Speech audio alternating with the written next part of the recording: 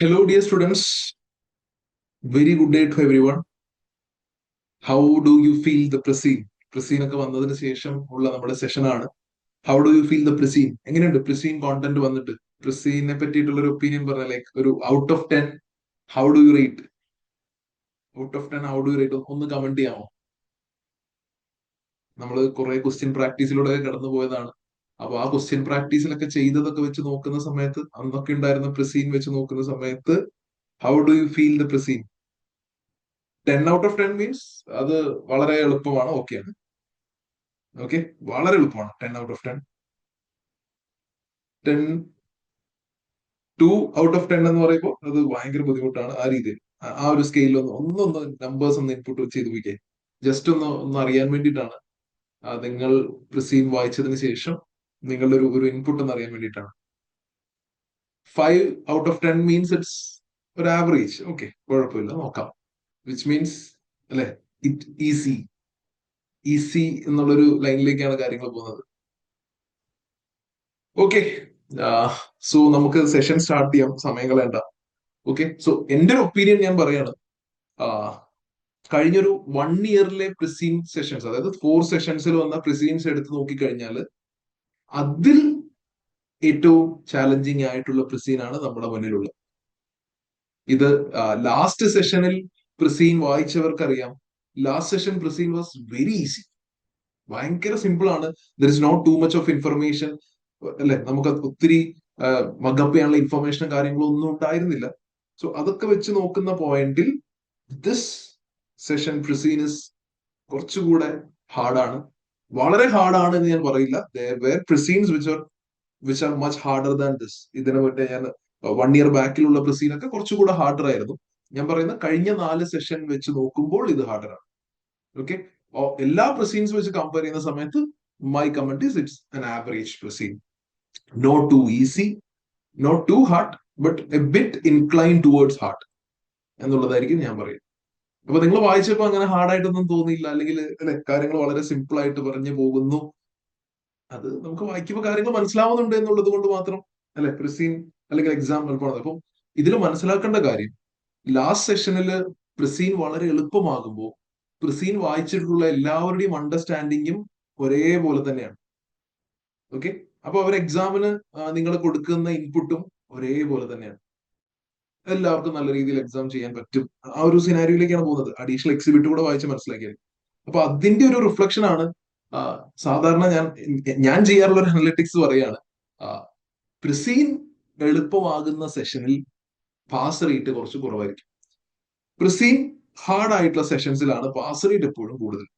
കാരണം പ്രിസീൻ ഹാർഡ് ആയിട്ടുള്ള സെഷനിൽ ഒരുപാട് പ്രിപ്പയർ ചെയ്ത്, ഐ മീൻ എല്ലാവരുടെയും പ്രിപ്പറേഷൻ ലെവൽസ് ഒരേപോലെ ആയിരിക്കില്ല. അപ്പൊ ACC എക്സാമിനെ സംബന്ധിച്ച് അവിടെ വളരെ വ്യക്തമായിട്ട് ആ ഡിഫറൻസ് പേപ്പറിൽ നിന്ന് മനസ്സിലാക്കാൻ പറ്റും. നിങ്ങളുടെ ആൻസേഴ്സിൽ നിന്ന് മനസ്സിലാക്കാൻ പറ്റും. അപ്പൊ അതുകൊണ്ട് മനസ്സിലാക്കുക, this is A good session, this is A good session. അതിപ്പോ ഈസി ആയിട്ട് വന്നു കഴിഞ്ഞാലും കാര്യങ്ങൾ പ്രിസീൻ മനസ്സിലാക്കാം. പ്രിസീനിൽ ഒരുപാട് സമയം ഇരിക്കേണ്ട കാര്യം വരാറില്ല. ഓക്കെ, ഇവിടെ അതിനേക്കാളും കുറച്ചുകൂടെ, കാരണം കഴിഞ്ഞ സെഷനൊക്കെ വെച്ച് നോക്കുന്ന സമയത്ത് ഒരുപാട് ഇൻഫർമേഷൻ ഉണ്ട് നമ്മുടെ പ്രിസീനിൽ, ഒരുപാട് ഇൻഫർമേഷൻ. ആ ഇൻഫർമേഷനിൽ കുറെ തിങ്കിങ് പ്രോസസ്സ് കൊടുക്കാനുണ്ട്. ഓക്കെ, അപ്പൊ എന്റെ അടുത്ത് 1-2 പേര് ചോദിച്ചിരുന്നു, സർ പ്രിസീൻ വന്നത് എന്താ ചെയ്യേണ്ടേ? ഞാൻ പറഞ്ഞു, വെറുതെ ഒരു കാര്യം ചെയ്യും. ഓൾറെഡി ചാറ്റ് GPTയോടൊക്കെ ചോദിച്ച് സംസാരിച്ചിരിക്കുകയാണ്. അപ്പോൾ it is good actually. Technology available ആണെങ്കിൽ ടെക്നോളജി ഉപയോഗിക്കണം എന്നാണ് എന്റെയും റെക്കമെൻഡേഷൻ. പക്ഷെ ഈ കറന്റ് AI സിനാരിയോ വെച്ചിട്ട് നമുക്ക് തരുന്ന എല്ലാ ഔട്ട്പുട്ടും നിങ്ങൾ പ്രിസീൻ ഡെഫിനറ്റ്ലി ചാറ്റ് GPTയോ ജെമിനായോ പെർപ്ലക്സിറ്റിയോ ഒക്കെ വെച്ചിട്ട് നിങ്ങൾ അനാലിസിസ് ഒക്കെ എടുക്കാം. പക്ഷെ ആ അനാലിസിസ് ശരിയാണോ എന്നൊരു ക്രോസ് ചെക്ക് ചെയ്യാനുള്ള ഒരു നോളജ് നിങ്ങൾ കാണിക്കണം. Please don't mug up all the information that AI gives you. കാരണം എന്തായാലും മിസ്റ്റേക്സ് ഉണ്ടാവാം. ആ രീതിയിൽ ഒരു ഡെവലപ്മെന്റ് ഒന്നും ആയിട്ടില്ല. അപ്പൊ അത് മനസ്സിലാക്കുക. കാരണം നിങ്ങൾക്ക് തന്നെ ചിലർക്ക് എക്സ്പീരിയൻസ് ചെയ്തതാണ്. എനിക്ക് 1-2 പേര് മെസ്സേജ് അയച്ചിട്ടുണ്ടായിരുന്നു. അതായത് ഇത് ആൻസർ സിംപ്ലിഫൈ, മീൻ പ്രിസീൻ ഇൻഫർമേഷൻ ഒന്ന് സിംപ്ലിഫൈ ചെയ്ത് തരാനൊക്കെ പറഞ്ഞ് AI കൊടുത്തിട്ട് AI തരുന്ന കോണ്ടന്റിൽ വളരെ കോൺഫ്ലിക്റ്റിംഗ് ആയിട്ടുള്ള സിറ്റുവേഷൻസ് ഉണ്ട്. അപ്പോ അത് ഒന്നുമില്ല. അപ്പൊ തിരിച്ച് AI ചോദിക്കാനുള്ള ഒരു ബോധം വേണം. അത് ഇങ്ങനെ ഒരു സംഗതി അതിലില്ലായിരുന്നല്ലോ, അല്ലെ, പിന്നെ ഇവിടുന്നാണ് ഇത് വന്നത് എന്ന് ചോദിച്ച് ചോദിച്ച് ചോദിച്ച് റിഫൈൻ ചെയ്യിച്ച് ട്രെയിൻ ചെയ്യിച്ച് ഒക്കെ അതിനുള്ള കപ്പാസിറ്റി ഒക്കെ നിങ്ങൾക്ക് ഉണ്ടെങ്കിൽ okay, you can definitely proceed. അപ്പോൾ അത് അല്ലെങ്കിൽ ഞാൻ പറയാം അതിലേക്കൊന്നും റിലൈ ചെയ്യണ്ട. കാരണം എന്റെ എക്സ്പീരിയൻസ് വെച്ചിട്ടും അല്ലെങ്കിൽ ഞാൻ ട്രെയിൻ ചെയ്യിച്ചു വെച്ചതിന്റെ ഒക്കെ അടിസ്ഥാനത്തിൽ ഡെഫിനറ്റ്ലി ഒരു എപ്പോഴും ചെയ്യുന്നത് പോലെ പ്ലസ് ഇത്രയും ഒരു എന്റെ ഒരു പേഴ്സണൽ ഇൻസൈറ്റ്സ് എല്ലാം കൂടെ ഇൻക്ലൂഡ് ചെയ്തിട്ട് I have prepared A document. ഞാൻ അത് നിങ്ങൾക്ക് ഈ ഒരു സെഷൻ കഴിയുന്ന പോയിന്റിൽ തന്നെ ഷെയർ ചെയ്ത് തരാം. ഓക്കെ. അപ്പോ നമ്മുടെ പ്രിസീൻ നിങ്ങൾക്ക് അറിയാം 14 പേജസ് ആണ്. നമ്മുടെ പ്രിസീൻ കോണ്ടന്റ് ശരിക്കും 14 പേജസേ ഉള്ളൂ. ആ ഇൻഫർമേഷൻ ഓൾറെഡി ഉണ്ട്. ആ 14 പേജസ് ഉണ്ട്. അതിന്റെ കൂടെ ആ ഇൻഫർമേഷനെ നമ്മുടെ സിലബസ് ഏരിയാസ് ആയിട്ടും നമ്മളുടെ എക്സാമിന് വന്നേക്കാവുന്ന സിനാരിയോസ് ഒക്കെ പോലെ റിഫ്ലക്ട് ചെയ്തത് അല്ലെങ്കിൽ ഇതിലുള്ള കോൺസിക്വൻസ്, ഇമ്പാക്ട്, സ്ട്രാറ്റജിക് ആയിട്ടുള്ള കാര്യങ്ങൾ ഇതെല്ലാം കൂടെ ഡിസ്കസ് ചെയ്യുന്ന ഒരു ഡോക്യുമെന്റ് ആണ് അത്. അതുകൊണ്ട് തന്നെ ആ പേജസിന്റെ ലെങ്ത് കുറച്ച് കൂടുതലാണ്. 40 പേജസിന്റെ ഡോക്യുമെന്റ്, 14 എന്ന് പറയുന്നത് 40 പേജസ് ആയിട്ട് മാറണം. ഓക്കെ. അപ്പൊ ആ രീതിയിൽ ഒരു ഡോക്യുമെന്റ് പ്രിപ്പയർ ചെയ്ത് വെച്ചിട്ടുണ്ട്. സോ ഈ ദിവസങ്ങളിലൊക്കെ we will be discussing this preseen document. Okay. അപ്പോൾ സ്റ്റാർട്ട് ചെയ്യാം. സമയം ഒട്ടും കളയുന്നില്ല. ഓക്കെ. നമുക്ക് പ്രിസീൻ ഒന്ന് സംസാരിച്ച് തുടങ്ങാം. ഓൾറെഡി നിങ്ങൾ മനസ്സിലാക്കിയ കാര്യങ്ങളൊക്കെ തന്നെയാണ്. ഇനി ഫർദർ അതിൽ നിങ്ങൾക്ക് എന്തെങ്കിലും ഡൗട്ട്സോ കാര്യങ്ങളോ ഒക്കെ ഉണ്ടെന്നുണ്ടെങ്കിൽ please do put up in the comment box. Definitely ആ ഒരു പെർട്ടിക്കുലർ ഏരിയ വരുന്ന സമയത്ത് ഞാൻ ഡിസ്കസ് ചെയ്യാം. ഓക്കെ. ഇനി അത് മാത്രമല്ല, even you can connect me in the WhatsApp as well. നമ്മൾ എപ്പോഴും പറഞ്ഞിട്ടുണ്ട്, എന്ത് ഡൗട്ട്സ് ഉണ്ടെങ്കിലും please do connect in WhatsApp. Okay. Screen ഒന്ന് ഷെയർ ചെയ്യുന്നുണ്ട്. സോ ഇത് ജസ്റ്റ് നിങ്ങളൊന്ന് വായിച്ചേ. This article provides a simplified break down and explanation of preseen material. അതായത് ഇത് നമ്മളുടെ മൊത്തം പ്രിസീനെ ഒന്ന് ബ്രേക്ക് ഡൗൺ ആയിട്ട് ചെറിയ ചെറിയ പാർട്സ് ആക്കി അതിന്റെ ഒരു ഫെർദർ എക്സ്പ്ലനേഷൻ കാര്യങ്ങളുമാണ്. ഇതിൽ ഒരിക്കലും എക്സാം ക്വസ്റ്റ്യൻ പ്രിഡിക്ഷൻ അല്ല. Okay. May be you might be seeing many videos from even യൂട്യൂബിലാണെങ്കിലും SBLന്റെ ക്വസ്റ്റ്യൻ പ്രിഡിക്ഷൻ എന്നൊക്കെ പറഞ്ഞ് പല വീഡിയോസ് പല സെഷനിൽ വരാറുണ്ട്. Please don't rely on those things. കാരണം ഞാൻ എപ്പോഴും പറഞ്ഞിട്ടുള്ളതാണ്, നമ്മളുടെ പ്രാക്ടീസ് ചെയ്യുന്ന സമയത്തൊക്കെ പറഞ്ഞിട്ടുള്ളതാണ്, ഒരിക്കലും എക്സാമിന് വരുന്ന അഡീഷണൽ 3 എക്സിബിറ്റ്സിന്റെ ഒരു ഇൻഫർമേഷൻ നമുക്ക് അറിയില്ല. അല്ലെ, we can kind of guess, പക്ഷെ ഒരിക്കലും അത് ശരിയാവണമെന്നോ കാര്യങ്ങളോ ഒന്നുമില്ല. അതുകൊണ്ട് ആ രീതിയിലുള്ള പ്രഡിക്ഷൻസിന് ഒന്നും റിലൈ ചെയ്യേണ്ട. നമ്മൾ ഏറ്റവും നല്ല രീതിയിൽ സിനാരിയോ വായിച്ച് നോട്ട്സ് വായിച്ച് പ്രിപ്പയർ ചെയ്ത് വെക്കുക. Get ready for the exam techniques നല്ല രീതിയിൽ ഓർക്കുക. നമ്മൾ പഠിച്ച പ്രൊഫഷണൽ സ്കിൽ മാർക്സ്, നമ്മൾ ക്ലാസ്സിൽ പറഞ്ഞിട്ടുണ്ടായിരുന്നു, പ്രൊഫഷണൽ മാർക്സ് എങ്ങനെയാണ്, ഫോർമാറ്റ്സ് എങ്ങനെയാണ്, ഇങ്ങനെയുള്ള കാര്യങ്ങളിൽ നല്ല ഗ്രിപ്പ് ഉണ്ടാക്കി സെറ്റ് ആക്കി വെക്കുക. That's it.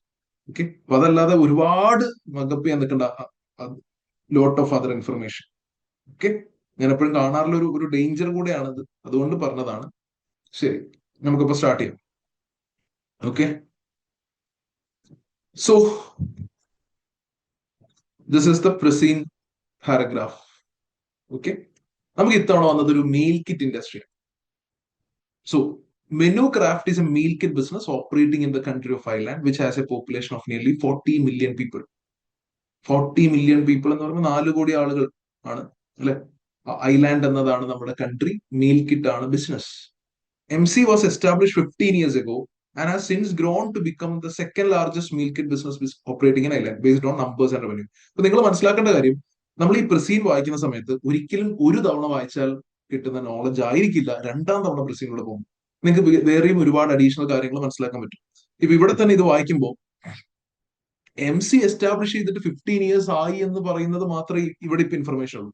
നിങ്ങൾ സെക്കൻഡ് ടൈമോ തേർഡ് ടൈമോ ആണ് വായിക്കുന്നെങ്കിൽ നിങ്ങൾക്ക് മനസ്സിലാക്കാം. അപ്പൊ 15 ഇയേഴ്സ് മുൻപാണ് ഐലാൻഡ് എന്ന കൺട്രിയില് ഈ പരിപാടി തുടങ്ങുന്നത്, ഈ മീൽ കിറ്റ് ബിസിനസ് ആദ്യമായിട്ട് തുടങ്ങുന്നത്. കാരണം നമ്മളായിരുന്നു ഇവിടെ ഫസ്റ്റ് മൂവർ ആയിട്ടുണ്ടായിരുന്നത്, നമ്മൾ മാർക്കറ്റ് ലീഡർ അല്ലേ, നമ്മളാണ് ഇത് സ്റ്റാർട്ട് ചെയ്തത്.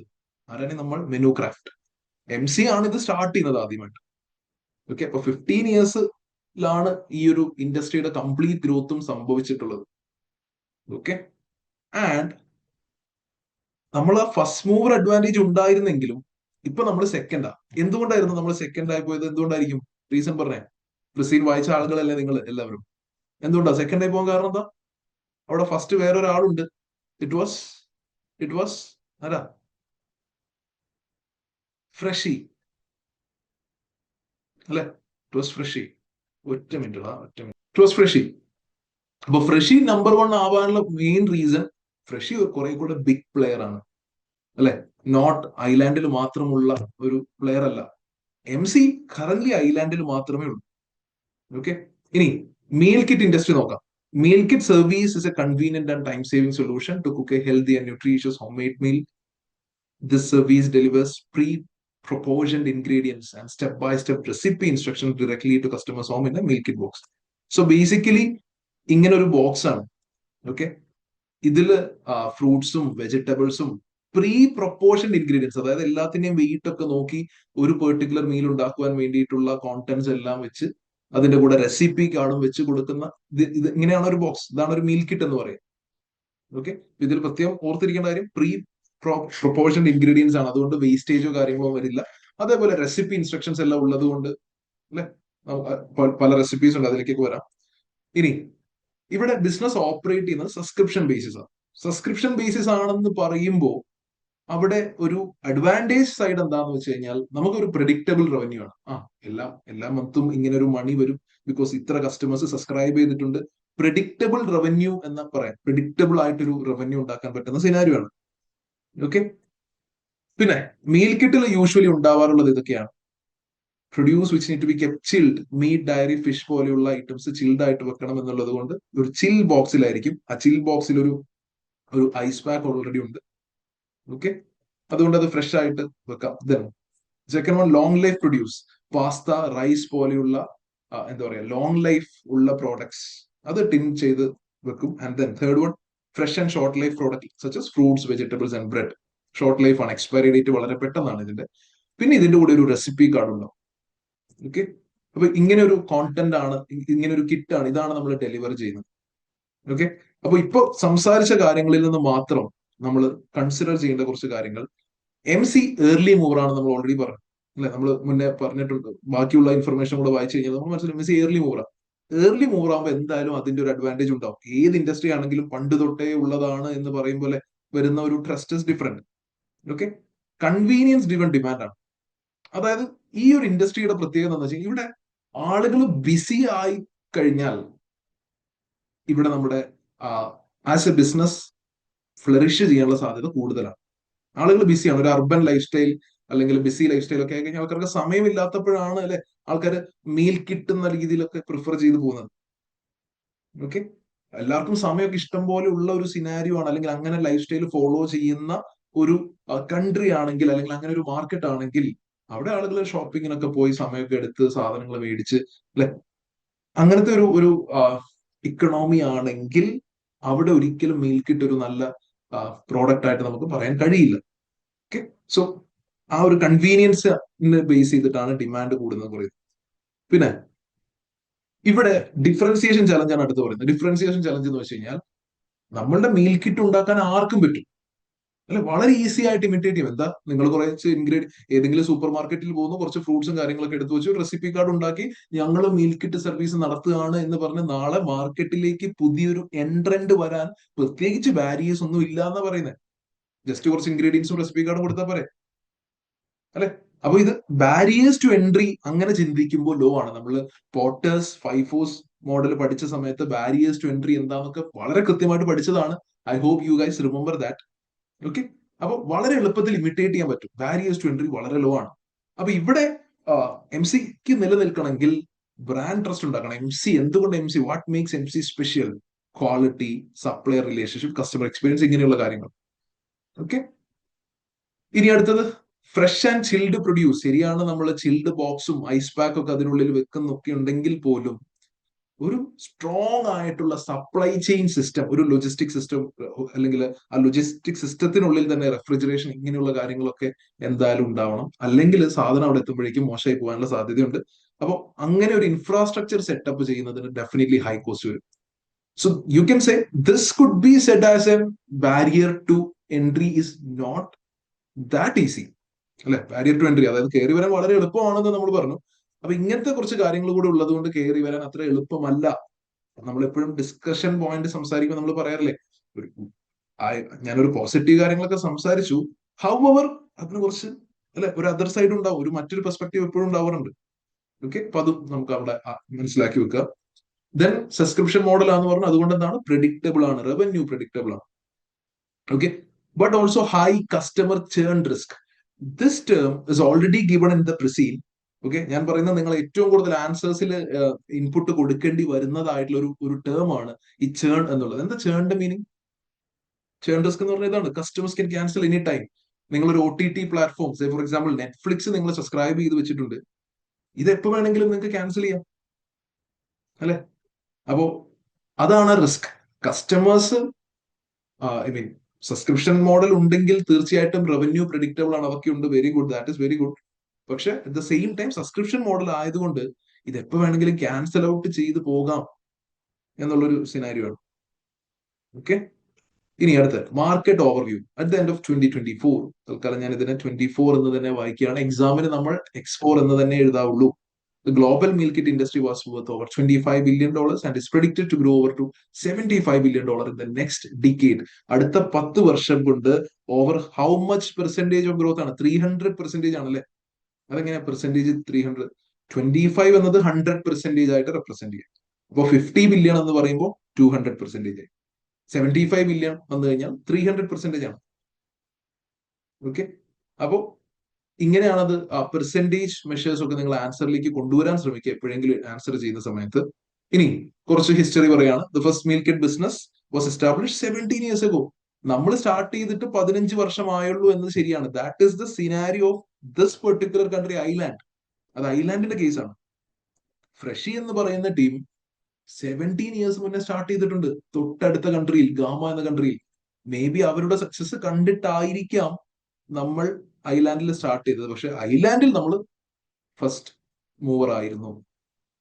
Within 3 years of Freshy's establishment, just 3 വർഷം കഴിഞ്ഞപ്പോഴേക്കും many business began operating across the world. ഫ്രഷിയുടെ സക്സസ് ആയിട്ട് എല്ലാവരും സ്റ്റാർട്ട് ചെയ്തു. 3 വർഷം കഴിയുന്നതിന് മുന്നേ നമ്മൾ സ്റ്റാർട്ട് ചെയ്തു. നമ്മൾ 2 വർഷം കഴിഞ്ഞപ്പോൾ തന്നെ സ്റ്റാർട്ട് ചെയ്തു.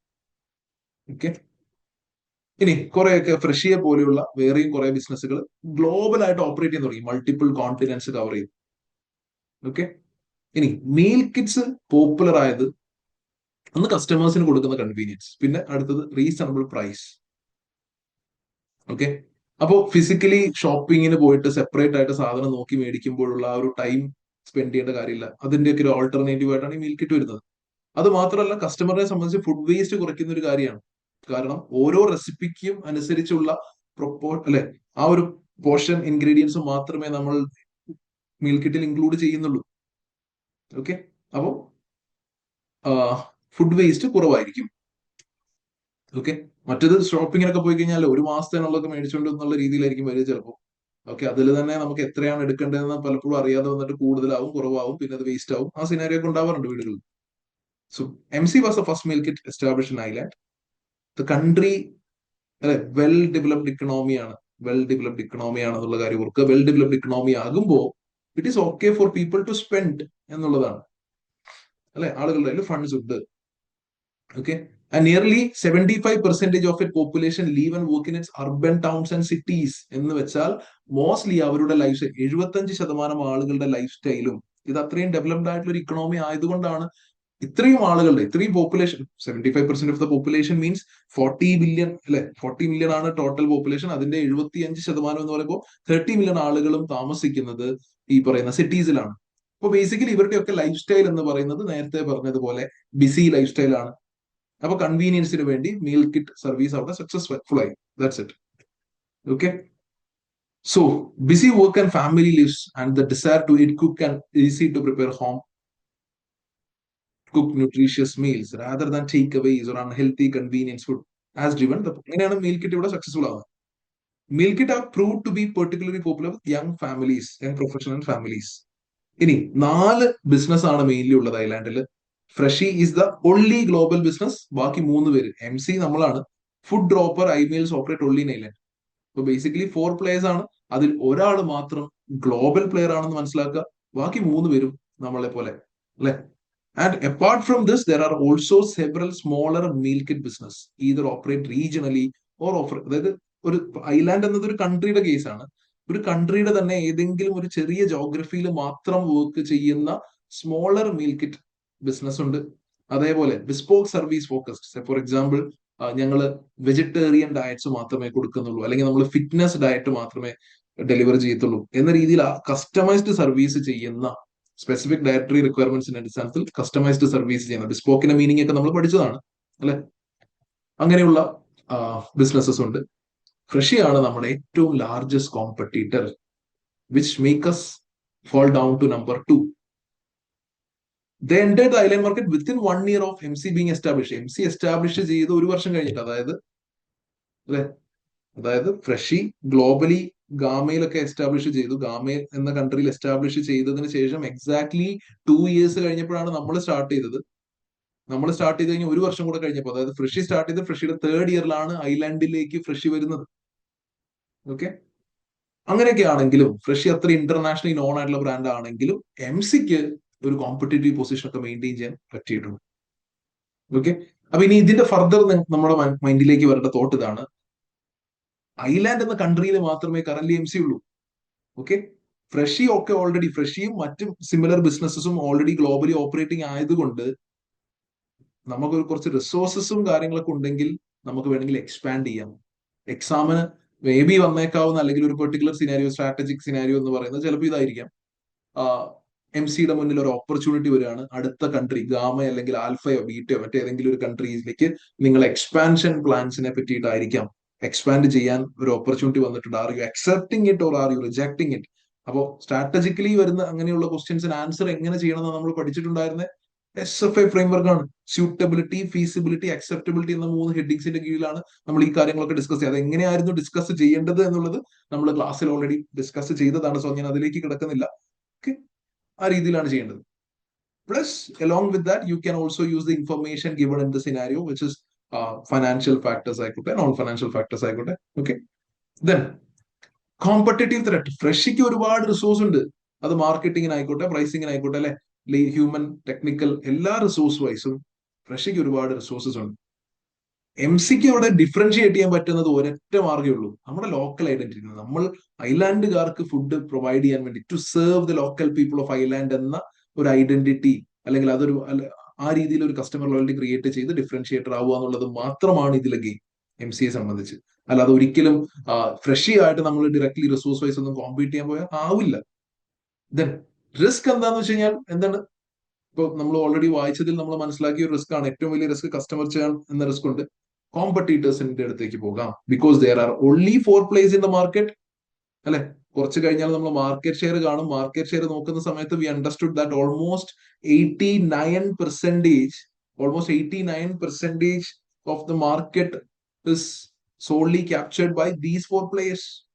ഒളിഗോപ്പൊളി മാർക്കറ്റ് ആണ്. ഒളിഗോപ്പൊളി മാർക്കറ്റ് എന്ന് വെച്ചാൽ ഫ്യൂ പ്ലേയേഴ്സേ ഉള്ളൂ, അവരാണ് മെജോറിറ്റി. അല്ലെ, അപ്പൊ അത്രയും അങ്ങനെ മെച്ചൂർഡ് ആയിട്ടുള്ള ഒരു മാർക്കറ്റിൽ പിന്നെ ചെയ്യാൻ പറ്റുന്ന ഒറ്റ കാര്യം കൺസോളിഡേഷൻ ആണ്. കൺസോളിഡേഷൻ എന്ന് വെച്ചാൽ മേ ബി നമ്മുടെ ഐമീൽസ് എന്ന പ്ലെയറും എം സി എന്ന പ്ലെയറും കൂടെ മേർജ് ചെയ്യാം, അല്ലെങ്കിൽ എം സി ഫുഡ് ഡ്രോപ്പർ എന്ന ബ്രാൻഡിനെ അക്വയർ ചെയ്യാണ്, അല്ലെങ്കിൽ ഈ രീതിയിലുള്ള അക്യൂസിഷൻ മേർജേഴ്സ് എന്ന സിനാരിയോയ്ക്ക് പോസിബിലിറ്റി ഉണ്ട്. Because the market is matured and ഒളിഗോപ്പൊളിയാണ്. 90% മാർക്കറ്റ് ഷെയർ ഇവർ 4 പേരുടെ കയ്യിലാണ്. ഓക്കെ, ഇനി there is a growing demand for niche diet, അതായത് vegan, gluten free, low carb. ഈ ഡയറ്റ് അല്ലെ, ബിസ്പോക്ക്, കസ്റ്റമൈസ്ഡ് എന്നുള്ളൊരു സിനാരിയോ നമ്മളിപ്പോ വായിച്ചത്. കസ്റ്റമൈസ്ഡ് റെസിപ്പീസ് നോക്കുന്ന കസ്റ്റമേഴ്സ് ഉണ്ട്. അവിടെ ഒരു ഓപ്പർച്യൂണിറ്റി ഉണ്ട്. നമുക്ക് ആ രീതിയിൽ, കറന്റ് നമുക്ക് അങ്ങനെ ഒരു സർവീസ് ഉള്ളതായിട്ട് അറിയില്ല, ആ രീതിയിലുള്ള സർവീസ് നമുക്ക് ഓപ്പൺ അപ്പ് ചെയ്യാം. ഓക്കെ, സോ മാർക്കറ്റ് ഷെയർ നോക്കിക്കഴിഞ്ഞാൽ അറിയാം 17 food dropper plus 24 MC plus 13 plus 35. ഇവർ 4 പേരും കൂടെ ചേരുമ്പോൾ തന്നെ 89, ഓൾമോസ്റ്റ് 90%. ബാക്കി എല്ലാ പ്ലേയേഴ്സും കൂടെ ചേർന്നിട്ട് ഒരു 10%, 11% ഉള്ളൂ. അല്ലെ, അതാ ഞാൻ പറഞ്ഞത്. ഇവിടെ പിന്നെ ഇനിയിപ്പോ നോക്കിയേ, ഫ്രഷിയാണ് നമ്പർ 1.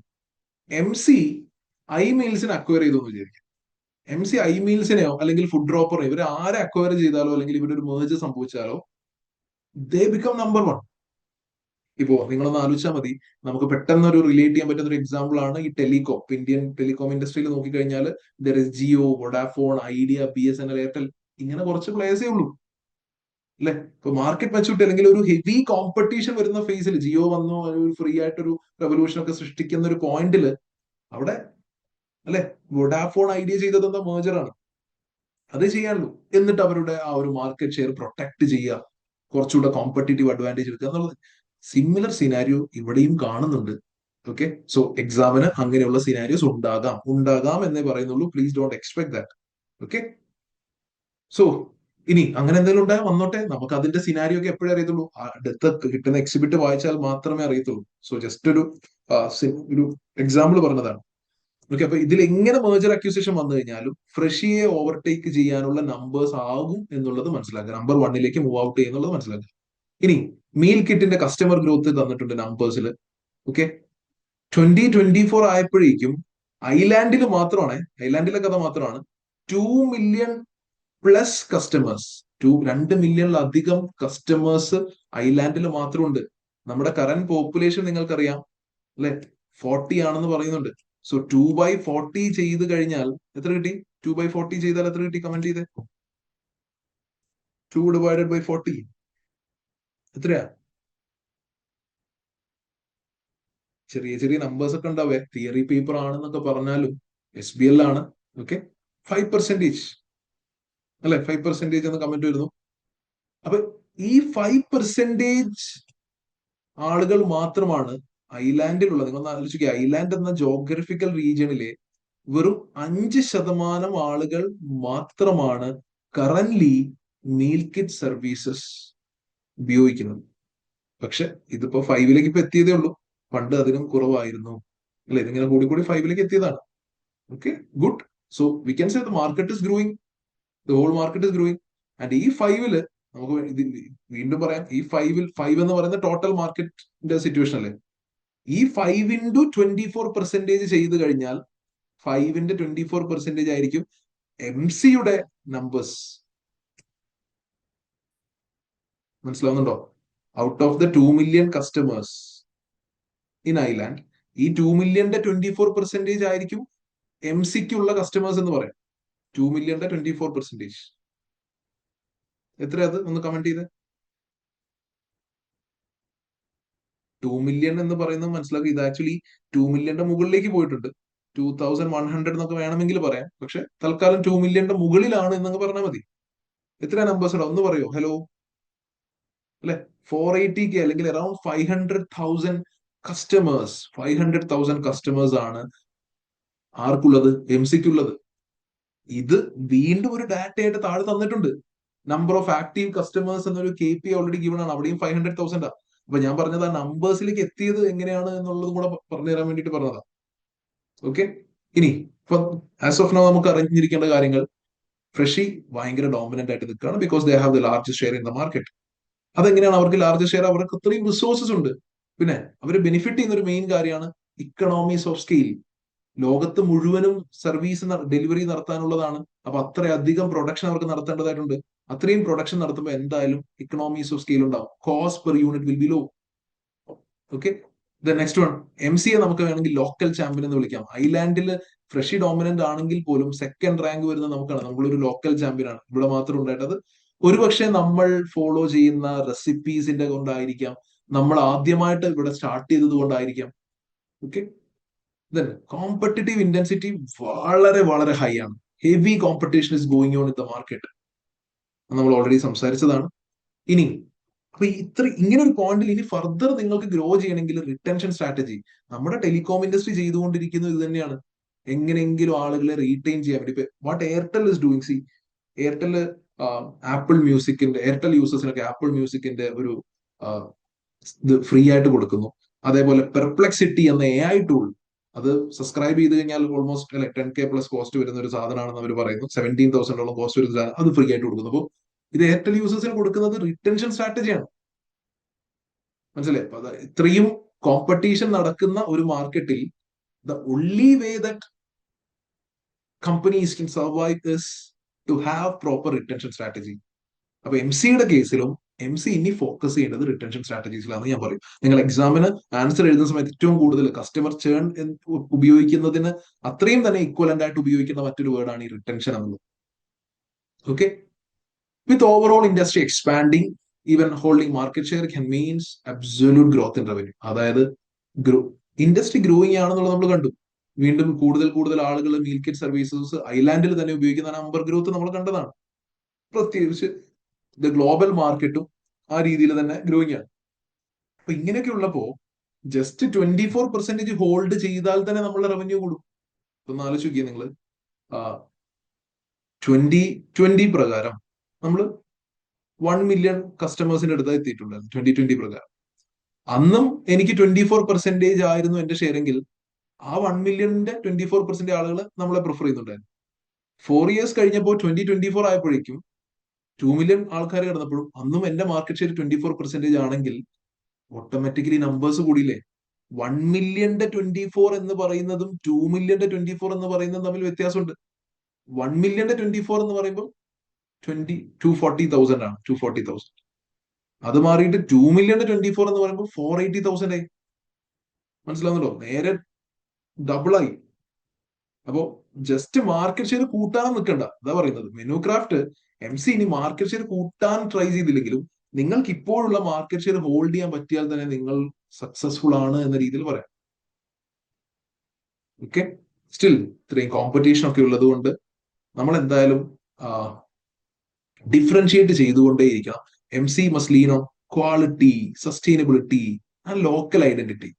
വെറുതെ പ്രൈസ് വാറിന് പോകാതെ ഫ്രഷ് 50 രൂപയ്ക്കാണ് വിൽക്കുന്നത്, നമുക്ക് 45 ആക്കാം അല്ലെങ്കിൽ നമുക്ക് 40 ആക്കാം എന്ന് പറഞ്ഞ് മറ്റ് കോമ്പറ്റീറ്റേഴ്സുമായിട്ട് പ്രൈസ് വാറിന് പോകാതെ the only thing that we should do is, ഇത് ഞാൻ മുന്നേ പറഞ്ഞിട്ടുണ്ടായിരുന്നു ക്ലാസ്സിൽ അല്ലെ, ഡിഫറൻഷിയേറ്റ് ചെയ്യുക എന്നുള്ളതാണ്. ക്വാളിറ്റി കൂട്ടുക, സസ്റ്റൈനബിലിറ്റി ആൻഡ് ലോക്കൽ ഐഡന്റിറ്റി, ഇവിടെയാണ് MC ഫോക്കസ് ചെയ്യേണ്ടത്. So that customers can be retain, so that MC can survive. Okay, so ഇത് നമ്മൾ പറഞ്ഞ കാര്യം തന്നെയാണ്. 24% ഷെയർ മെയിൻറ്റെയിൻ ചെയ്താൽ തന്നെ റവന്യൂ കൂടും. കാരണം ഓവറോൾ മാർക്കറ്റ് ഗ്രോത്ത് ആണ്. ചലഞ്ച് എവിടെയാണ്? റിട്ടൻഷനിലാണ്. Because the whole industry suffers from high shares. ഇതെന്താണെന്നറിയോ, ഇത്രയും മാർക്കറ്റ് കോമ്പറ്റീഷൻ ഉണ്ട്, അത് സബ്സ്ക്രിപ്ഷൻ ബേസ്, ആർക്ക് വേണമെങ്കിലും എപ്പോൾ വേണമെങ്കിലും ക്യാൻസൽ ചെയ്യാന്നൊക്കെ ഉള്ള സിനാരിയോ വരുമ്പോൾ ഒരു കസ്റ്റമറെ ഒഴിവാക്കി അടുത്ത കസ്റ്റമറുടെ അടുത്തേക്ക് പോകുവാൻ വളരെ എളുപ്പമാണ്. ഈ ടെലികോം ഇൻഡസ്ട്രിയുടെ കേസിൽ പറയാനാണെങ്കിൽ പണ്ട് മുന്നേ എന്തായിരുന്നു സിനാരിയോ എന്ന് വെച്ച് കഴിഞ്ഞാൽ, പണ്ട് നമ്മൾ ഒരു സിം എടുത്തു കഴിഞ്ഞാൽ ഈ നമ്പർ എന്റെ ആണെന്ന് പറഞ്ഞിട്ട് ഞാൻ അത് എന്റെ ഫ്രണ്ട്സിന്റെ അടുത്തും എന്റെ ഫാമിലിക്കൊക്കെ ഷെയർ ചെയ്യും. പിന്നെ അത് നമ്മുടെ നമ്പറാണ്, പോർട്ട് ചെയ്യാൻ പറ്റുന്ന ഒരു സിനാരിയോ ഉണ്ടായിരുന്നില്ല. അപ്പൊ അതുകൊണ്ട് നമ്മൾ എന്താ പറയാ, പല കഷ്ടപ്പാടും സഹിച്ച് നമ്മൾ അതിൽ ബെയർ ചെയ്തു. ഭയങ്കര റിജിഡ് ആയിരുന്നു. ഒരുപാട് കണ്ടീഷൻസ് ഉണ്ട്. നിങ്ങൾക്ക് ഈ നമ്പർ മാറ്റാൻ കഴിയില്ല, നമ്പർ നിങ്ങൾ വേറൊരു പ്രൊവൈഡറിലേക്ക് മാറുന്നുണ്ടെങ്കിൽ നിങ്ങളുടെ നമ്പറും മാറും. അത് കഴിഞ്ഞ് പോർട്ടിംഗ് ഫെസിലിറ്റി വന്നപ്പോഴേക്കും വളരെ എളുപ്പത്തിലായി പിന്നെ സ്വിച്ചിങ് അല്ലെ. ഈവൻ ജിയോ ഫ്രീ ആയിട്ട് തന്ന സമയത്തൊക്കെ ജിയോ ഉപയോഗിച്ച് തുടങ്ങി. എന്നിട്ട് ആ നമ്പർ ഞാൻ എന്ത് ചെയ്തു, നമ്മൾ എല്ലാ മെജോറിറ്റി ആളുകളുടെ ജിയോ വീണ്ടും പ്രൈസ് കൂട്ടുന്ന ഒരു സിനാരിയോ സംബന്ധിച്ച് വന്ന സമയത്ത് ഇത് കുറെ പേരൊക്കെ പോർട്ട് ചെയ്തിട്ടുണ്ടാവും. കാരണം switching cost is very low. അപ്പോ ഇവിടെ ഒരാളിൽ നിന്ന് മറ്റൊരാളിലേക്ക് വരുന്ന സമയത്ത് ഓഫേഴ്സും ഡിസ്കൗണ്ട്സും അത്രയധികം കൊടുക്കുന്നുണ്ടാവും. ഇപ്പൊ MC-യിൽ നിന്ന് iMeals-ലേക്കോ MC-യിൽ നിന്ന് ഫുഡ് ഡ്രോപ്പറിലേക്കോ ഒക്കെ സ്വിച്ച് ചെയ്യാൻ വേണ്ടിയിട്ട് മാസീവ് ഡിസ്കൗണ്ട്സ് അവർ കൊടുക്കുന്നുണ്ടാവും. ഓക്കെ, സോ അതൊക്കെയാണ് ഇവിടെ പറയുന്നത്. അപ്പോൾ റിട്ടൻഷൻ വളരെ വളരെ ചാലഞ്ചിങ് ആയിട്ട് നിൽക്കണം. എങ്ങനെ അല്ലെ, ഇതിനെ റിജിഡ് ആക്കാൻ എന്താ ചെയ്യേണ്ടത്, റിട്ടൈൻ ചെയ്യാൻ എന്താ ചെയ്യേണ്ടത് എന്നുള്ളതാണ് കൺസിഡർ ചെയ്യേണ്ട scenario. So now into meal kit options. Customers in Ireland are increasingly looking for meal options which suit their dietary requirements. കസ്റ്റമേഴ്സിന്റെ എക്സ്പെക്ടേഷൻസ് മാറിക്കൊണ്ടിരിക്കുകയാണ്. ഇപ്പൊ അവർക്ക് അവരുടെ ഡയറ്റ് റിക്വയർമെന്റ്സ്, കുറെയൊക്കെ ഹെൽത്ത് കോൺഷ്യസ് കസ്റ്റമേഴ്സ് കൂടിയത് കൊണ്ടാവാം. ഓക്കെ, അപ്പൊ അതുകൊണ്ട് തന്നെ wide range of meal kit menu choices ആവശ്യമാണ്. കാരണം ഇൻഡിവിജ്വലി ഡയറ്ററി നീഡ്സും പ്രിഫറൻസും ടേസ്റ്റും ഒക്കെ വ്യത്യാസമുണ്ട്. ഇപ്പൊ എന്തൊക്കെയാ? വെജിറ്റേറിയൻ എന്നതൊരു ഓപ്ഷൻ, വെജൻ എന്നതൊരു ഓപ്ഷൻ. വെജിറ്റേറിയനും വെജനും രണ്ടും രണ്ടാണ് എന്ന് മനസ്സിലാക്കുക. വെജിറ്റേറിയൻ എന്ന് പറഞ്ഞാൽ അവിടെ വെജിറ്റബിൾസ് മാത്രമേ ഉള്ളൂ അല്ലെ. വീജൻ എന്ന് പറയുന്ന സമയത്ത് മീറ്റും ഇല്ല ഫിഷും ഇല്ല. മറ്റൊരു മീറ്റും ഫിഷും ഇല്ലെന്നേ ഉള്ളൂ, അവിടെ ഡയറി മിൽക്ക് ഒക്കെ ഉണ്ടായിരുന്നു. ഇവിടെ വീജൻ എന്ന് പറയുന്ന സമയത്ത് ഡയറി പ്രോഡക്ട്സും ഇല്ല എന്നുള്ളത്. ദെൻ ഗ്ലൂട്ടൻ ഫ്രീ ഡയറ്റ്സ് എന്ന് വെച്ചാൽ വീറ്റ് കോമ്പണന്റ് ഇല്ലാതെ വരിക, വീറ്റും റൈ പ്രോഡക്ട്സ് ഒന്നും ഇല്ലാതെ. അപ്പൊ ഈ രീതിയിലൊക്കെ സ്പെസിഫിക്കേഷൻസ് ഇങ്ങനെ മാറി മാറി വരികയാണ്. Now people need some needs vegetarian diets to be there, some expect vegan diets to be there, some expect gluten free, some expect low fat or low carbohydrate diets. അപ്പൊ ആളുകളുടെ എക്സ്പെക്ടേഷൻ മാറുന്നതിനനുസരിച്ച് ഇതൊരു need segment ആണ്. നമുക്ക് വേണമെങ്കിൽ അവിടെ ആ രീതിയിലുള്ള മെനൂസ് ഒക്കെ പ്രൊവൈഡ് ചെയ്യുന്ന ഒരു സർവീസ് പ്രൊവൈഡർ ആകാം, ഒരു മീൽ കിറ്റ് പ്രൊഡ്യൂസർ ആകാം. പക്ഷേ ഓരോരുത്തരുടെയും സൗകര്യത്തിനനുസരിച്ച് പ്രൊഡക്ഷൻ നടത്തി കൊടുക്കുന്ന സമയത്ത് ഓപ്പറേഷണൽ കോസ്റ്റ് ചാലഞ്ചസ് ഉണ്ടാവും. നിങ്ങളൊന്ന് ആലോചിക്കേ, ഒരേപോലെ ഇരിക്കുന്ന ബോട്ടിൽസ് മാനുഫാക്ചർ ചെയ്യുമ്പോഴാണോ കോസ്റ്റ് കുറയുക? അത് ഓരോരുത്തർക്കും ഡിഫറെന്റ് ബോട്ടിൽസ് വേണം. ചില ബോട്ടിലിന് ക്യാപ്പ് വേണം, ചില ബോട്ടിലിന് ക്യാപ്പ് വേണ്ട, ചില ബോട്ടിലിന് അല്ലെ ഹാൻഡിൽ വേണം എക്സ്ട്രാ ബോട്ടിലും. ഇപ്പൊ ചില ബോട്ടിൽ അല്ലെ കഴുത്തിലൂടെ ഇടാൻ വേണ്ടിയിട്ട് ഒരു എക്സ്ട്രാ ഒരു റിബണും, ഇങ്ങനെ എക്സ്ട്രാസ് ഇങ്ങനെ വരുന്നതിന് ഓരോരുത്തരുടെ എക്സ്പെക്ടേഷൻ അനുസരിച്ച് നമ്മൾ പ്രൊഡക്ഷൻ ചെയ്യാൻ നിന്ന് കഴിഞ്ഞാൽ അപ്പോഴാണോ കോസ്റ്റ് കുറയുക, അതോ സ്റ്റാൻഡേർഡ് ആയിട്ട് ഒരു ഐറ്റം പ്രൊഡക്ഷൻ നടത്തുമ്പോഴാണോ കോസ്റ്റ് എപ്പോഴാണ് കുറയുക?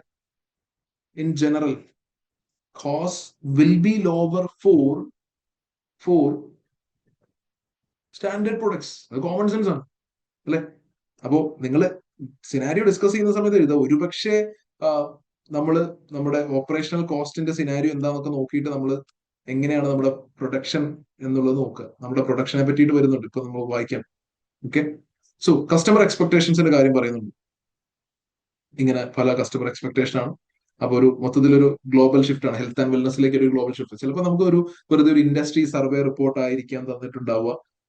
ഇപ്പൊ ആളുകളൊക്കെ വളരെ ഹെൽത്ത് ആൻഡ് വെൽനസ് ഒക്കെ മെയിൻറ്റെയിൻ നോക്കി തുടങ്ങി. അപ്പൊ അതുകൊണ്ട് അവര് അല്ലെ ഫാസ്റ്റ് ഫുഡ് ഒക്കെ ഒഴിവാക്കി കുറച്ചുകൂടെ വീട്ടിലുണ്ടാക്കാൻ സമയമില്ല, ഷോപ്പ് ചെയ്യാനൊന്നും സമയമില്ല. ഓക്കെ, അപ്പൊ മീൽ കിറ്റിലേക്ക് വരും. ഓക്കെ, ആ രീതിയിലുള്ള സിനാരിയോ ഒക്കെ തരാം. ഓക്കെ, എം സിയെ സംബന്ധിച്ചൊരു ഓപ്പർച്യൂണിറ്റി ആണ് ഡയറ്ററി ചോയ്സസിലേക്ക്. സ്പെസിഫിക് കസ്റ്റമൈസ്ഡ് ആയിട്ടുള്ള ഒരു പരിപാടി അവരിപ്പോ ചെയ്യുന്നില്ല. അവര് സ്റ്റാൻഡർഡൈസ് ചെയ്തിട്ട് അവർ വിജനം ഗ്ലൂട്ടൻ ഫ്രീ ഒക്കെ കൊടുക്കുന്നുണ്ട്, പക്ഷെ അത് സ്റ്റാൻഡർഡൈസ്ഡ് ആയിട്ടാണ് കൊടുക്കുന്നത്. അപ്പൊ അത് മാറി സ്പെസിഫിക് കസ്റ്റമേഴ്സിന്റെ ഡയറ്ററി ചോയ്സസിനനുസരിച്ച് കൊടുക്കാം. അപ്പൊ അങ്ങനെ വരുന്ന സമയത്തുള്ള പ്രശ്നമാണ് expanding into those scenario അല്ലെ. അങ്ങനത്തെ സിറ്റുവേഷൻ വരുന്ന സമയത്ത് ഒബ്വിയസ്ലി ഇൻഗ്രീഡിയന്റ് സോഴ്സ് ചെയ്യുന്നതും സപ്ലൈ ചെയിൻ ഇതിലൊക്കെ പ്രഷറാണ്. ഓക്കെ, ഇപ്പൊ ഗ്ലൂട്ടൻ ഫ്രീ ചെയ്യണമെങ്കിൽ അതിന് വേണ്ട ഇൻഗ്രീഡിയൻസ് ആയിരിക്കില്ല വെജിന് വേണ്ടത്. ഓക്കെ, അപ്പൊ ഇതൊക്കെ മാറുന്ന വ്യത്യാസം വരുന്നതുകൊണ്ട് ഓപ്പറേഷണൽ കോംപ്ലക്സിറ്റി കൂടുകയാണ്, കോസ്റ്റ് കൂടുകയാണ്. കോമ്പറ്റേറ്റീവ് പ്രഷർ ഓൾറെഡി ഇങ്ങനെ ഒരു ഹെൽത്ത് ആൻഡ് വെൽനസ് രീതിയിലൊക്കെ കാര്യങ്ങൾ മാറുമ്പോൾ നിഷ് പ്രൊവൈഡേഴ്സ് പറഞ്ഞാൽ നമ്മുടെ 90 കഴിഞ്ഞിട്ട് പിന്നെ ഒരു 10% ഉണ്ടല്ലോ അല്ലെ, അവർ ഓൾറെഡി സ്പെസിഫിക് ഡയറ്റ്സ് ഒക്കെ ടാർഗറ്റ് ചെയ്തിട്ടാണ് സർവീസസ് ഡെലിവർ ചെയ്യുന്നത്. അപ്പോൾ എം സി ആ രീതിയിൽ അഡാപ്റ്റ് ഒന്നും ചെയ്തില്ല എന്നുണ്ടെങ്കിൽ അല്ലെ, ഇപ്പൊ existing M C customers market share നമ്മൾ പറഞ്ഞു 24% ആണ്, അത് കുറയാൻ സാധ്യതയുണ്ട്. എന്നിട്ട് അത് എങ്ങോട്ടാ കുറയാ? എപ്പോഴും ഞാൻ പറഞ്ഞതാണ്, മാർക്കറ്റ് ഷെയർ കുറയുമ്പോൾ ഇപ്പൊ 24 എന്നുള്ളത് 20 ആയി കഴിഞ്ഞാൽ ആ 4 നമ്മുടെ ഇതിൽ നിന്ന് പോയ 4 മറ്റൊരാൾക്ക് കൂടിയിട്ടുണ്ടാവും. അതാണല്ലോ market share. Okay, then strategic balance. Okay, diverse customer needs meet ചെയ്യുമ്പോൾ എന്തായാലും അവിടെ കൺസിഡർ ചെയ്യുന്ന ഒരു കാര്യമാണ് കോസ്റ്റ് കൺട്രോൾ ചെയ്യും.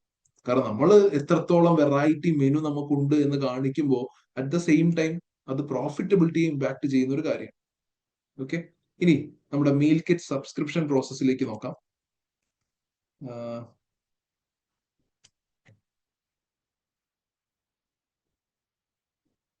കമന്റ് ബോക്സിൽ ഡൗട്ട്സ് ഒക്കെ ഉണ്ടെങ്കിൽ ഒന്ന് കമന്റ് ചെയ്തോളൂ കേട്ടോ, ഞാൻ എന്തായാലും അത് ആൻസർ ചെയ്യുന്നതായിരിക്കും.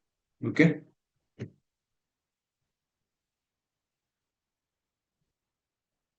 ഡിഫറൻസിയേഷൻ സ്ട്രാറ്റജി യൂസ് ചെയ്യാന്ന് പറഞ്ഞല്ലോ. ബട്ട് സിനാരിയോയിൽ കസ്റ്റമേഴ്സ് എക്സ്പെൻസീവ് ആയതുകൊണ്ട് കസ്റ്റമർ റിട്ടൻഷൻ കൂടുന്നുണ്ട് എന്ന് പറയുന്നു. യെസ്, കസ്റ്റമർ റിട്ടൻഷൻ നമ്മുടെ കസ്റ്റമർ റിട്ടൻഷൻ സിനാരിയോയിലേക്ക് വരുന്നേ ഉള്ളൂ. ഇപ്പൊ ഉള്ളതിൽ വെച്ചിട്ട് എം സി ആണ് കസ്റ്റമർ റിട്ടൻഷൻ നന്നായിട്ട് ചെയ്യുന്നത് എന്ന് പറയുന്നുണ്ട്, ഡെഫിനറ്റ്ലി പറയുന്നുണ്ട്. പക്ഷെ ഇപ്പൊ നമ്മൾ എന്തൊക്കെ കാര്യങ്ങളാണോ ചെയ്യുന്നത്, നമ്മുടെ വെബ്സൈറ്റിൽ പറയുന്നുണ്ട് നമ്മൾ കുറച്ച് ക്വാളിറ്റിയിൽ കുറച്ചധികം ഫോക്കസ് ചെയ്യുന്നുണ്ട്. We are doing many sustainability measures, അതൊക്കെ സിനാരിയോയിൽ വരുന്നുണ്ട്. അപ്പൊ മേ ബി അങ്ങനെയുള്ള കാര്യങ്ങളൊക്കെ ചെയ്യുന്നത് കൊണ്ടും ഈ ട്രഡീഷണൽ റെസിപ്പി മെയിൻറ്റെയിൻ ചെയ്യുന്നത് കൊണ്ടും ആ ഒരു ലോക്കൽ ചാമ്പ്യൻ ആയതുകൊണ്ടൊക്കെ ആവാം നമ്മളെ കസ്റ്റമേഴ്സ് കറന്റ് പ്രിഫർ ചെയ്യുന്നുള്ളത്. നമ്മൾ പ്രൈസ് കൂടുതലാണ്, ശരിയാണ്, പ്രൈസ് കൂടുതലായിട്ടും ആളുകൾ നമ്മളെ ചൂസ് ചെയ്യാനുള്ള റീസൺ അതാ.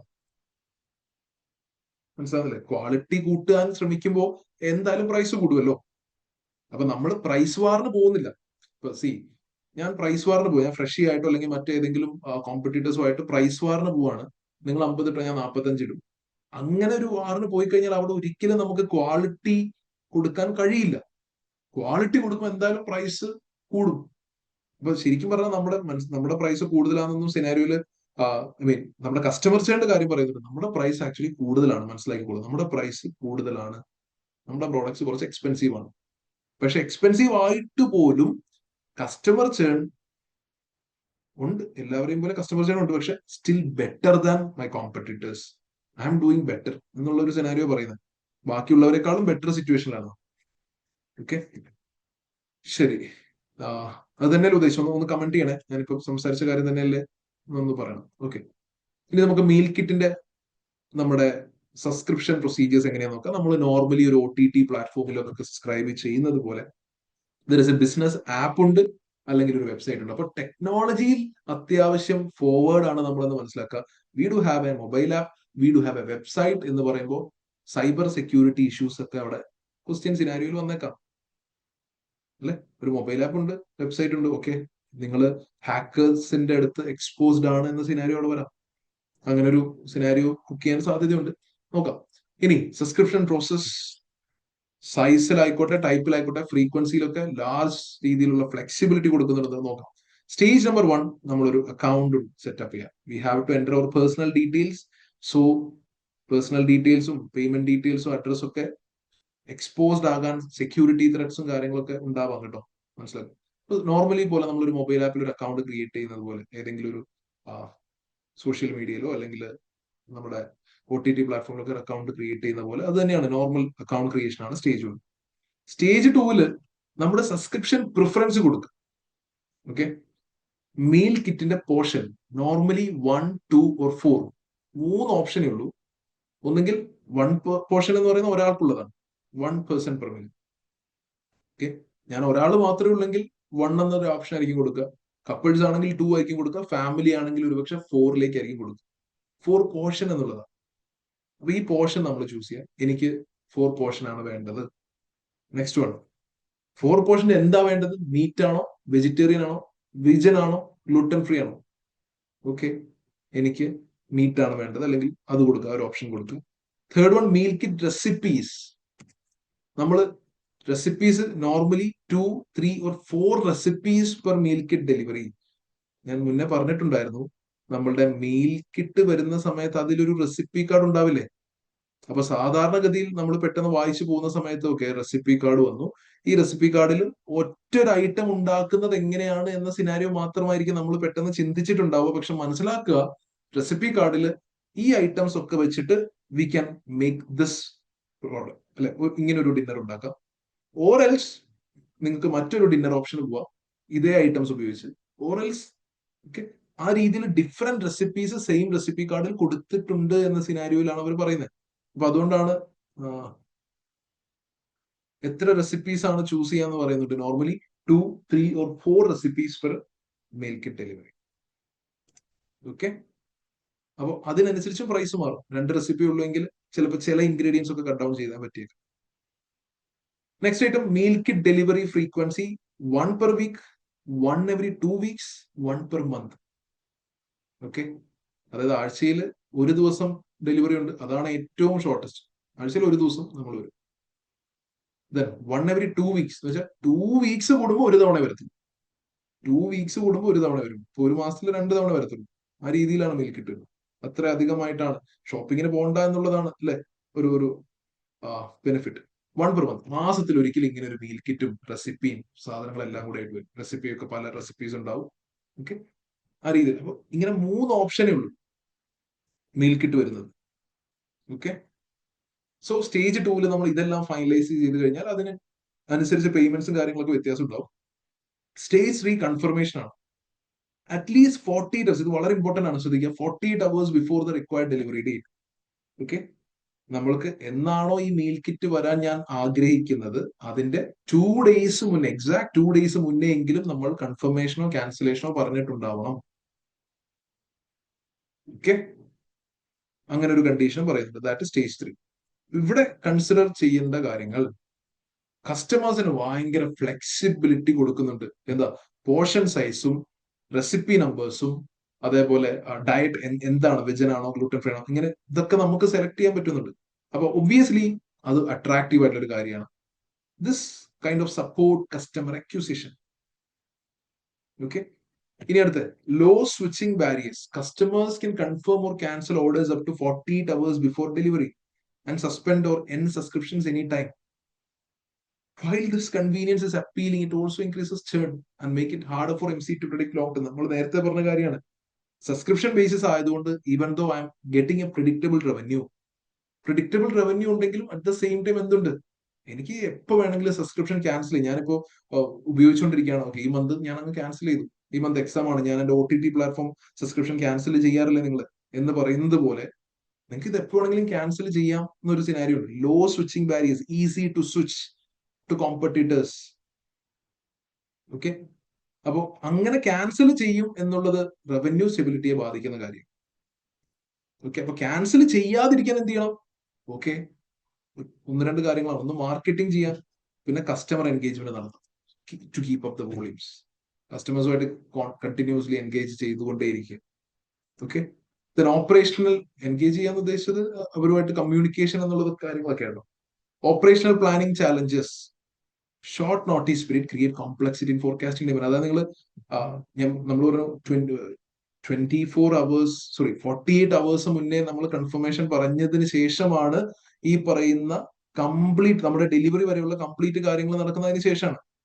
ഓക്കെ, ഈ 48 hours കൊണ്ട് നമ്മൾ ഇൻഗ്രീഡിയൻസ് നമ്മൾ കുറച്ചുകൂടെ 48 hours എന്നൊരു ടൈറ്റ് ഡെഡ് ലൈൻ കൊടുക്കുന്നില്ലെന്ന് വിചാരിക്കുക. അതായത് നിങ്ങൾ അടുത്ത മാസത്തേക്കുള്ള മീൽ കിറ്റ് നിങ്ങൾ ഇന്നേ ഡെലിവറി ചെയ്യാം, ഇന്ന് ഓർഡർ ചെയ്യാം, അല്ലെങ്കിൽ ഈ മാസത്തിൽ അവസാനത്തിലേക്ക് മതി നിങ്ങൾക്ക് meal kit. Required delivery date ഈ മന്ത് എൻഡ് ആണ്. ഓക്കെ, ഇന്നിപ്പോ 22 ആയിട്ടുള്ളൂ, 31 വരെ സമയമുണ്ട്. അപ്പൊ ഒരാഴ്ചയോളം സമയമുണ്ട്. അപ്പൊ ഒരാഴ്ച കൊണ്ട് ഇൻഗ്രീഡിയൻസ് സോഴ്സ് ചെയ്ത് ലോജിസ്റ്റിക്സ് ഒക്കെ ഷെഡ്യൂൾ ചെയ്യുക എന്ന് പറയുമ്പോൾ നമ്മുടെ MC യുടെ സൈഡിൽ അത് വലിയ ചാലഞ്ചിങ് അല്ല. പക്ഷെ ചിലപ്പോൾ ലാസ്റ്റ് മിനിറ്റ് ഓർഡർ കൊടുക്കുന്ന ആൾക്കാരുണ്ടല്ലോ, ഏതാ എനിക്ക് നാളെ ഈ സാധനം വേണം, ഇന്ന് കൊടുത്താലും മതിയല്ലോ, 48 hours അല്ല നിങ്ങൾ പറയാം. അങ്ങനെ വരുന്ന സമയത്ത് ഷോർട്ട് നോട്ടീസ് പീരീഡ് ആണ്. This could create complexity. ചിലപ്പോൾ 48 hours മതിയായിരിക്കാം, പക്ഷെ ചില സമയത്ത് ഈ സീസണൽ ഐറ്റംസോ അല്ലെങ്കിൽ അങ്ങനത്തെ എന്തെങ്കിലും സിനാരിയോസ് ഒക്കെ ഉണ്ടെങ്കിൽ അത് കാര്യങ്ങൾ കുറച്ച് കോംപ്ലിക്കേറ്റഡ് ആവും. പിന്നെ നമ്മൾ പറഞ്ഞ പോലെ നമ്മൾ മൊബൈൽ ആപ്പും വെബ്സൈറ്റും ഒക്കെ ഉള്ളതുകൊണ്ട് ഡിജിറ്റലി നമ്മൾ റിലൈ ചെയ്യുന്നുണ്ട്. അപ്പോൾ സിസ്റ്റം ഫെയിലിയറോ ഡാറ്റ ബ്രീച്ച് പോലെയുള്ള സിനാരിയോസ് വന്നു കഴിഞ്ഞാൽ കാര്യങ്ങൾ ബുദ്ധിമുട്ടാവും. ഓക്കെ, ഇനി key drivers in the growth of meal kit market. ഈ മാർക്കറ്റിൽ സക്സസ്ഫുൾ ആകണമെങ്കിൽ നമ്മൾ ഈ ക്രിട്ടിക്കൽ സക്സസ് ഫാക്ടേഴ്സ് ഒക്കെ പറയില്ലേ, ഇവിടെ നിങ്ങൾ സക്സസ്ഫുൾ ആണെങ്കിൽ ഈ കാര്യങ്ങളിൽ റിലൈ ചെയ്തേ പറ്റുള്ളൂ എന്ന് പറഞ്ഞിട്ടുള്ള 4 കാര്യങ്ങളാണ്. One is convenience, second one is quality, different menu വെറൈറ്റിയും കാര്യങ്ങളൊക്കെ ഉണ്ടെങ്കിൽ ദെൻ കോസ്റ്റ് ഇഫക്റ്റീവ് ആയിരിക്കണം. ഈ 4 കാര്യങ്ങളാണ്. കോസ്റ്റ് കുറയ്ക്കണം, ക്വാളിറ്റി ഉണ്ടാവണം, അത്യാവശ്യം വെറൈറ്റി മെനു ഉണ്ടാവണം, കൺവീനിയൻസ്. കുറെ അങ്ങോട്ടും ഇങ്ങോട്ടും കോൺഫ്ലിക്റ്റിംഗ് പോയിന്റ് ആണ്, പക്ഷെ റൈറ്റ് ബാലൻസ് കണ്ടെത്തുന്ന ആള് സക്സസ്ഫുൾ ആവുന്നത്. ഇപ്പോൾ ഒരുപാട് മെനു വെറൈറ്റിയും കസ്റ്റമൈസേഷൻ പോയി കഴിഞ്ഞാൽ കോസ്റ്റ് ഇഫക്റ്റീവ്നെസ് ഒന്നും ഉണ്ടാവില്ല. പക്ഷെ how far should we go എന്നുള്ളതാണ് MC അടക്കമുള്ള ആളുകൾ തീരുമാനിക്കുന്നത്. ഓക്കെ, അപ്പൊ ഇവിടെ കൺവീനിയൻസ് എങ്ങനെയാണ്? Convenience eliminate the need for customers to plan and shop. കഷ്ടപ്പെട്ട് പ്ലാൻ ചെയ്ത് ഷോപ്പിങ്ങിന് പോയിട്ട് ഇതൊന്നും മേടിച്ചു കൊണ്ടുവരേണ്ട, ഒരു മാസത്തേക്കുള്ള സാധനം മേടിച്ചു കൊണ്ടുവരേണ്ട കാര്യമൊന്നും വരുന്നില്ല. ഓക്കെ, അടുത്ത quality. Meal kit customers expect their meals to be made from fresh high quality ingredients. Okay, local ഫാമേഴ്സുമായിട്ടും സപ്ലൈസുമായിട്ടൊക്കെ കൊളാബ് ചെയ്തുകൊണ്ട് നമുക്ക് എന്ത് ചെയ്യാം? ചിലപ്പോൾ അങ്ങനെ ഒരു കൊളാബറേഷൻ ആയിരിക്കാം ഒരു പെർട്ടിക്കുലർ എക്സിബിറ്റ് വരുന്നുണ്ടാവും. ഓക്കെ, ആ രീതിയിൽ ഫ്രഷസ്റ്റ് പ്രൊഡ്യൂസ് കൊണ്ടുവരാം. Third one, menu variety. Now the customers are looking for a very vast range of recipes. കാരണം കുറെ വേൾഡ് വൈഡ് ക്വിസിൻസും റെസിപ്പീസ് ഒക്കെ ഉണ്ടല്ലോ. ഓക്കെ, അപ്പൊ ഒരുപക്ഷെ അവിടെ ആയിരിക്കാം ഫ്രഷി അഡ്വാൻറ്റേജ് ഉണ്ടാക്കുന്നത്. ഫ്രഷിയിൽ എല്ലാം ഉണ്ട്, ഫ്രഷി ഗ്ലോബൽ ബ്രാൻഡ് ആണല്ലോ, അല്ലെ, ഇവിടെ എല്ലാം ഉണ്ട് എന്നുള്ളതാണ്. Then cost effectiveness. It is essential for meal kit business to strike the correct balance between value for money. Okay, ഇപ്പൊ വാല്യൂ ഫോർ മണിയുടെ മീനിങ് എന്താണെന്ന് വെച്ചാൽ, ഇപ്പൊ ക്വാളിറ്റി കൂടിയത് കൊണ്ട് obviously we are suppose to make our prices high. Price high ആക്കാൻ automatically അങ്ങനെയാണല്ലോ. ഇപ്പൊ പ്രൈസ് ഹൈ ആക്കിയതുകൊണ്ട് ആക്ച്വലി പ്രശ്നമില്ല. കോസ്റ്റ് ഇഫക്റ്റീവ് എന്ന് പറയുന്നത് ഒരു പ്രൈസ് എന്റെ കോമ്പറ്റീറ്റേഴ്സിനെ ഒക്കെ വെച്ച് നോക്കുമ്പോൾ നമ്മൾ ഒരു 10% പ്രൈസ് കൂടുതലാണ്. It's totally fine, provided if you are able to deliver this meal kit for a value for money. മേടിക്കുന്ന ആളുകൾക്ക് ഒരു വാല്യൂ ഫോർ മണി. ഇതെന്താ ഈ ഒരു റേറ്റിന്, അല്ലെ? നമ്മൾ ചില സമയത്ത് ഇപ്പോ നിങ്ങൾ ഫുഡിന്റെ തന്നെ ആലോചിച്ചാൽ മതി. നിങ്ങൾ എന്തെങ്കിലും ഫോർ എക്സാമ്പിൾ ബിരിയാണി കഴിക്കുകയാണെങ്കിലോ അല്ലെങ്കിൽ എന്തായിട്ട് കഴിക്കുകയാണെങ്കിലോ 100 രൂപയ്ക്കും 70 രൂപയ്ക്ക് ബിരിയാണി ഉണ്ട്, 200 രൂപയ്ക്ക് ബിരിയാണി ഉണ്ട്. അപ്പോൾ ചില സമയത്ത് നിങ്ങൾ 200 രൂപയുടെ 250 രൂപയുടെ ബിരിയാണി കഴിച്ചാലും you feel it as okay because of the taste, അല്ലെങ്കിൽ ആ ഒരു വാല്യൂ ഫോർ മണി ആണ്, മേ ബി ക്വാണ്ടിറ്റി ആയിരിക്കാം. അപ്പൊ അവിടെ വാല്യൂ ഫോർ മണി കൊടുക്കണം എന്നുള്ളത്, അല്ലെങ്കിൽ കോസ്റ്റ് കുറയ്ക്കുക, പ്രൈസ് വാർ എന്നുള്ള ഒരു സാധനം അവിടെ പറയുന്നില്ല, മനസ്സിലാക്കുക. However despite its growing popularity, നമ്മുടെ മീൽ കിറ്റ് ഇത്രയൊക്കെ പോപ്പുലർ ആണെങ്കിലും meal kit industry still account for a very small proportion of the overall food sales market globally ആണ്. ഗ്ലോബലി, ഓക്കെ, അതായത് ലോകത്ത് $100 ഫുഡാണ് വിൽക്കപ്പെടുന്നതെങ്കിൽ അതിൽ വെറും $1.5 മാത്രമേ മീൽ കിറ്റ് എന്നത് വിൽക്കുന്നു. മനസ്സിലാവുന്നുണ്ടോ? ബാക്കി ഫുഡൊക്കെ അപ്പൊ എങ്ങനെ വിറ്റു പോകുന്നത്? $100 സ്പെൻഡ് ആകുമ്പോൾ വെറും 1.5 മീൽ കിറ്റ് ത്രൂ റവന്യൂ വരുന്നുള്ളൂ എങ്കിൽ ചിലപ്പോൾ ഒരു $10 റവന്യൂ വരുന്നത്, 10 അല്ല, മേ ബി ഒരു 20-30 റവന്യൂ വരുന്നത് ആളുകൾ റെസ്റ്റോറന്റിൽ പോയി കഴിച്ച ഫുഡായിരിക്കാം. മേ ബി ഒരു 20% വരുന്ന ആളുകൾ സൂപ്പർ മാർക്കറ്റ്സിലും ഷോപ്പിംഗ് മാൾസിലും അല്ലെങ്കിൽ സൂപ്പർ മാർക്കറ്റ്സിലൊക്കെ പോയിട്ട് പേർച്ചേസ് ചെയ്ത് അങ്ങനെ ഫുഡായിരിക്കാം.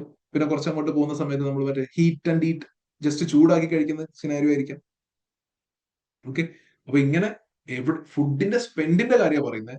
ഗ്ലോബലി ഈ ലോകം മുഴുവനുള്ള ആളുകൾ ഒരു എല്ലാവരും കൂടെ ചേർന്ന് ഒരു $100 ആണ് ഫുഡിന് വേണ്ടിയിട്ട് സ്പെൻഡ് ചെയ്യുന്നതെങ്കിൽ അതിൽ വെറും $1.5 മാത്രമേ മീൽ കിറ്റിനെ റെപ്രസെന്റ് ചെയ്യൂ. അത്രയും ചെറിയ ഒരു ക്ലാസ് ഓഫ് കസ്റ്റമേഴ്സെ ഈ പെർട്ടിക്കുലർ സർവീസ് ഉപയോഗിക്കപ്പെടുന്നുള്ളൂ എന്നുള്ളതാണ് ഉദ്ദേശിക്കുന്നത്. പിന്നെ ഇതൊരു അങ്ങനെ പറഞ്ഞാലും ഇപ്പൊ ചില കൺട്രിയിലൊന്നും മീൽ കിറ്റ് സർവീസേ ഉണ്ടാവില്ല. മീൽ കിറ്റ് സർവീസ് ഒന്നും ഇപ്പൊ എത്രയോ ഇപ്പൊ ഇന്ത്യ തന്നെ എടുത്തോ, കേരളം തന്നെ എടുത്തോ, കേരളത്തിൽ തന്നെ എത്ര ജില്ലകളിൽ ഇതുണ്ട് അല്ലെ? നമ്മുടെ ഈ പറയുന്ന മെട്രോ സിറ്റീസ് പോലുള്ളിടത്ത് ഈ മീൽ കിറ്റ് സർവീസ് എന്നുള്ള സിനാരിയോയിലൊക്കെ വരുന്നുള്ളൂ. അല്ലാതെ ഇൻസ്റ്റമാർട്ടും സെപ്റ്റോയും ബ്ലിങ്കിറ്റ് പോലെയുള്ള സംഗതികൾ പോലും അല്ലെ സാധാ ഗ്രാമപ്രദേശത്തൊന്നും അധികം ഇല്ല, ആ രീതിയിൽ എത്തിയിട്ടില്ല. പക്ഷെ അവരും പോയിട്ട് ബിരിയാണി കഴിക്കാറുണ്ട് അല്ലെ, ഫുഡൊക്കെ കഴിക്കാറുണ്ട്. അപ്പം അവര് സ്പെൻഡ് ചെയ്യുന്ന ഫുഡ് എമൗണ്ടും നമ്മൾ ഈ പറഞ്ഞ $100 കൊളേറ്റ് ചെയ്യുന്നുണ്ട്. മനസ്സിലാകുന്നുണ്ടോ? അപ്പൊ അതൊരു 1.5 ഔട്ട് ഓഫ് $100 എന്ന് പറയുമ്പോൾ മനസ്സിലാക്കുക അത്രയും കുറവാണ്. അതിനുള്ള വലിയൊരു റീസൺ ആണ് നമ്മളിപ്പോ സംസാരിച്ചത്. ഓക്കെ, ഇനി ജസ്റ്റ് ഒന്ന് വായിച്ചു നോക്കിയേ, ഞാനിവിടെ കമന്റിൽ ഒന്ന് വായിച്ചു നോക്കട്ടെ. Can we consider delivery frequency 1 per week as a drawback since customers can choose to visit grocery instead? Okay, അതായത് ആഴ്ചയിൽ 1 എന്നുള്ളതാണ് നമ്മളുടെ പല ഫ്രീക്വൻസി ഉണ്ടല്ലോ. ആഴ്ചയിൽ 1 ഓർഡർ ചെയ്യാം, 2 വീക്സ് കൂടുമ്പോൾ 1 ഓർഡർ ചെയ്യാം, മന്ത്ലി വൺസ് ഓർഡർ ചെയ്യാം. ഇങ്ങനെ 3 ഓപ്ഷനേ ഉള്ളൂ. അപ്പൊ ഞാൻ ഈ ഓപ്ഷനിൽ അല്ലാത്ത ഒരു റിക്വയർമെന്റ് ആണ് എന്റേത് എന്ന് വിചാരിക്കുക. എനിക്ക് MC-യിൽ സ്റ്റിക്ക് ഓൺ ചെയ്തിട്ട് ഒരു കാര്യമില്ല. ഓക്കെ, MC-യിൽ എനിക്ക് സ്റ്റിക്ക് ഓൺ ചെയ്യുന്നതിൽ ഒരു കാര്യമില്ല. അപ്പോ ഇപ്പം വേറൊരു എക്സാമ്പിൾ ഇപ്പൊ പറയാനാണെങ്കിൽ, നിങ്ങൾ ഒരു OTT പ്ലാറ്റ്ഫോം സബ്സ്ക്രൈബ് ചെയ്തിട്ട് നിങ്ങളോട് ആ OTT പ്ലാറ്റ്ഫോം ഒരു കണ്ടീഷൻ പറയാം, മിനിമം നിങ്ങൾ ഇത്രയും വാച്ച് അവേഴ്സ് നിങ്ങൾക്ക് ഉണ്ടാവണം, മിനിമം നിങ്ങൾ 25 വാച്ച് അവേഴ്സ് എങ്കിലും ഉണ്ടാവണം.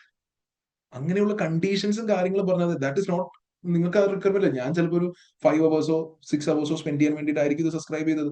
പക്ഷെ അങ്ങനെ ഒരു കണ്ടീഷൻ ഇല്ലെങ്കിൽ നിങ്ങൾക്ക് കാണാൻ കഴിയില്ല. അങ്ങനെ അല്ലെ, ആ രീതിയിൽ എന്തെങ്കിലും കണ്ടീഷൻസ്, അല്ലെങ്കിൽ നിങ്ങൾ ഡെയിലി ഇത് ഓപ്പൺ ചെയ്യണം, ഈ ആപ്പ് ഓപ്പൺ ചെയ്തിരിക്കണം, പിന്നെ ആരെങ്കിലും ഉപയോഗിക്കൂ. അപ്പോൾ അങ്ങനെയുള്ളത് നമുക്ക് അതിനെ പറയുന്ന ഒരു ടേം ഉണ്ട്, സബ്സ്ക്രിപ്ഷൻ റിജിഡിറ്റി എന്ന് പറയും. റിജിഡിറ്റി കൈൻഡ് ഓഫ് ഇങ്ങനെ റിജിഡ് കണ്ടീഷൻസ് ഇങ്ങനെ പറയാണ്. ഓക്കെ, അപ്പൊ അങ്ങനെ റിജിഡ് കണ്ടീഷൻസ് പറയുമ്പോഴാണ് നമുക്ക് ഓക്കെ, അങ്ങനെയാണെങ്കിൽ നിങ്ങൾ എനിക്ക് വേണ്ട. നിങ്ങൾ പലരും OTT പ്ലാറ്റ്ഫോംസ് ഫ്രണ്ട്സ് ഒക്കെ ആയിട്ട് ഷെയർ ചെയ്യാറുള്ള സിനാരിയോ ആണ്. അപ്പോൾ ഇനീഷ്യലി അതൊന്നും അലൗഡ് അല്ല. പിന്നെ അങ്ങനെ തന്നെ ഒരു വലിയ മാർക്കറ്റ്, ഇന്ത്യ പോലെയുള്ള മാർക്കറ്റിലൊക്കെ അങ്ങനെ ഉണ്ട് എന്ന് മനസ്സിലാകുമ്പോഴാണ് അവര് ഓക്കെ ഒന്നെങ്കിലും പ്രൈസ് കുറയ്ക്കുക. നെറ്റ്ഫ്ലിക്സ് ഒക്കെ 150, 199 എന്നുള്ള പാക്കേജസ് ഓപ്പൺ ചെയ്ത് അതിനുശേഷമാണ്. അല്ലാന്നുണ്ടെങ്കിൽ ഫ്രണ്ട്സ് ആൻഡ് ഫാമിലി എന്ന് പറഞ്ഞിട്ട് പുതിയൊരു ഗ്രൂപ്പ് പാക്കേജ് സെല് ചെയ്യാം എന്നുള്ള ശ്രമങ്ങൾ നടത്തിയപ്പോൾ അത് ആ റിജിഡിറ്റി മാറിയിട്ട് ഫ്ലെക്സിബിൾ ആവുമ്പോൾ. അപ്പൊ MC പോലെയുള്ള ബിസിനസ്സുകൾക്ക് ഇങ്ങനത്തെ റിജിഡ് കണ്ടീഷൻസ് മാറ്റി അപ്പൊ ഫ്ലെക്സിബിലിറ്റി കൊണ്ടുവരുമ്പോൾ അവിടെ കസ്റ്റമർ റീടെൻഷൻ സ്ട്രാറ്റജി ആയിട്ട് മാറും. മനസ്സിലാവുന്നുണ്ടോ? ഓക്കെ, അപ്പൊ അത് ഡ്രോബാക്ക് ആയിട്ട് പറയുന്നതിന്റെ കൂട്ടത്തിൽ ലൈക്ക് ഇത് കസ്റ്റമർ റിറ്റൻഷൻ സ്ട്രാറ്റജി എന്ന രീതിയിലേക്ക് പറഞ്ഞെത്തിക്കുക എന്നുള്ളതാണ്.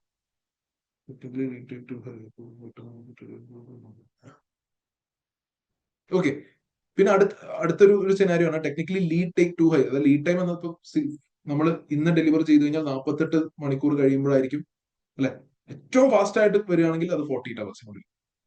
ബാക്കിയൊക്കെ ഞാൻ അതിനനുസരിച്ച് ഫ്യൂച്ചർ ഡേറ്റ്സ് ആയിരിക്കണം ഡെലിവറി ഡേറ്റ് ആയിട്ട് കൊടുക്കേണ്ടി വരും. അങ്ങനെ ഒരു സിനാരിയോ പറയുന്നുണ്ട്. അപ്പൊ ഇവിടെ നമ്മൾ ഇത് നല്ലതാണോ മോശമാണോ എന്ന് പറയണമെങ്കിൽ നമ്മുടെ കയ്യിൽ കോമ്പറ്റീറ്റേഴ്സിന്റെ ഡാറ്റ വേണം. നമ്മുടെ കോമ്പറ്റീറ്റേഴ്സ് ആരാ? ഫ്രഷി ഉണ്ട്, ഐമീൽസ് ഉണ്ട്, അതേപോലെ ഫുഡ് ഡ്രോപ്പർ ഉണ്ട്. ഇവരൊക്കെ എങ്ങനെയാണ് ഇത് ചെയ്യുന്നത്?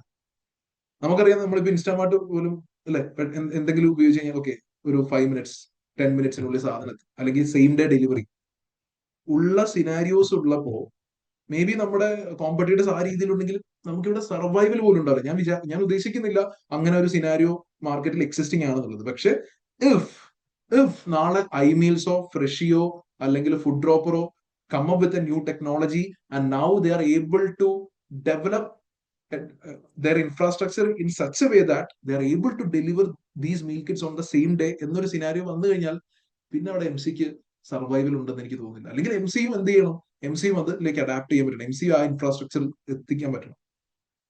അപ്പൊ ഇവിടെ കോമ്പറ്റീറ്റീവ് ഡാറ്റ ഇല്ലാത്തത് കൊണ്ട് 48 മണിക്കൂർ വളരെ ഹയർ ആണ് കേട്ടോ എന്ന് നമുക്ക് പറയാൻ കഴിയില്ല. എന്നിട്ടും 48 മണിക്കൂർ നമ്മൾ ഹയർ ആണെങ്കിൽ നിങ്ങൾ ആലോചിച്ച് നോക്കിയേ, അത് ഭയങ്കര ഒരു ഡ്രോബാക്ക് പോലെയാണ് നിങ്ങൾ പറയുന്നതെങ്കിൽ, then how come these customers? നമുക്കിപ്പോ 24% മാർക്കറ്റ് ഷെയർ നമ്മൾ പിന്നെ എങ്ങനെയാണ് ഹോൾഡ് ചെയ്യുന്നത്? മനസ്സിലാവുന്നുണ്ടോ?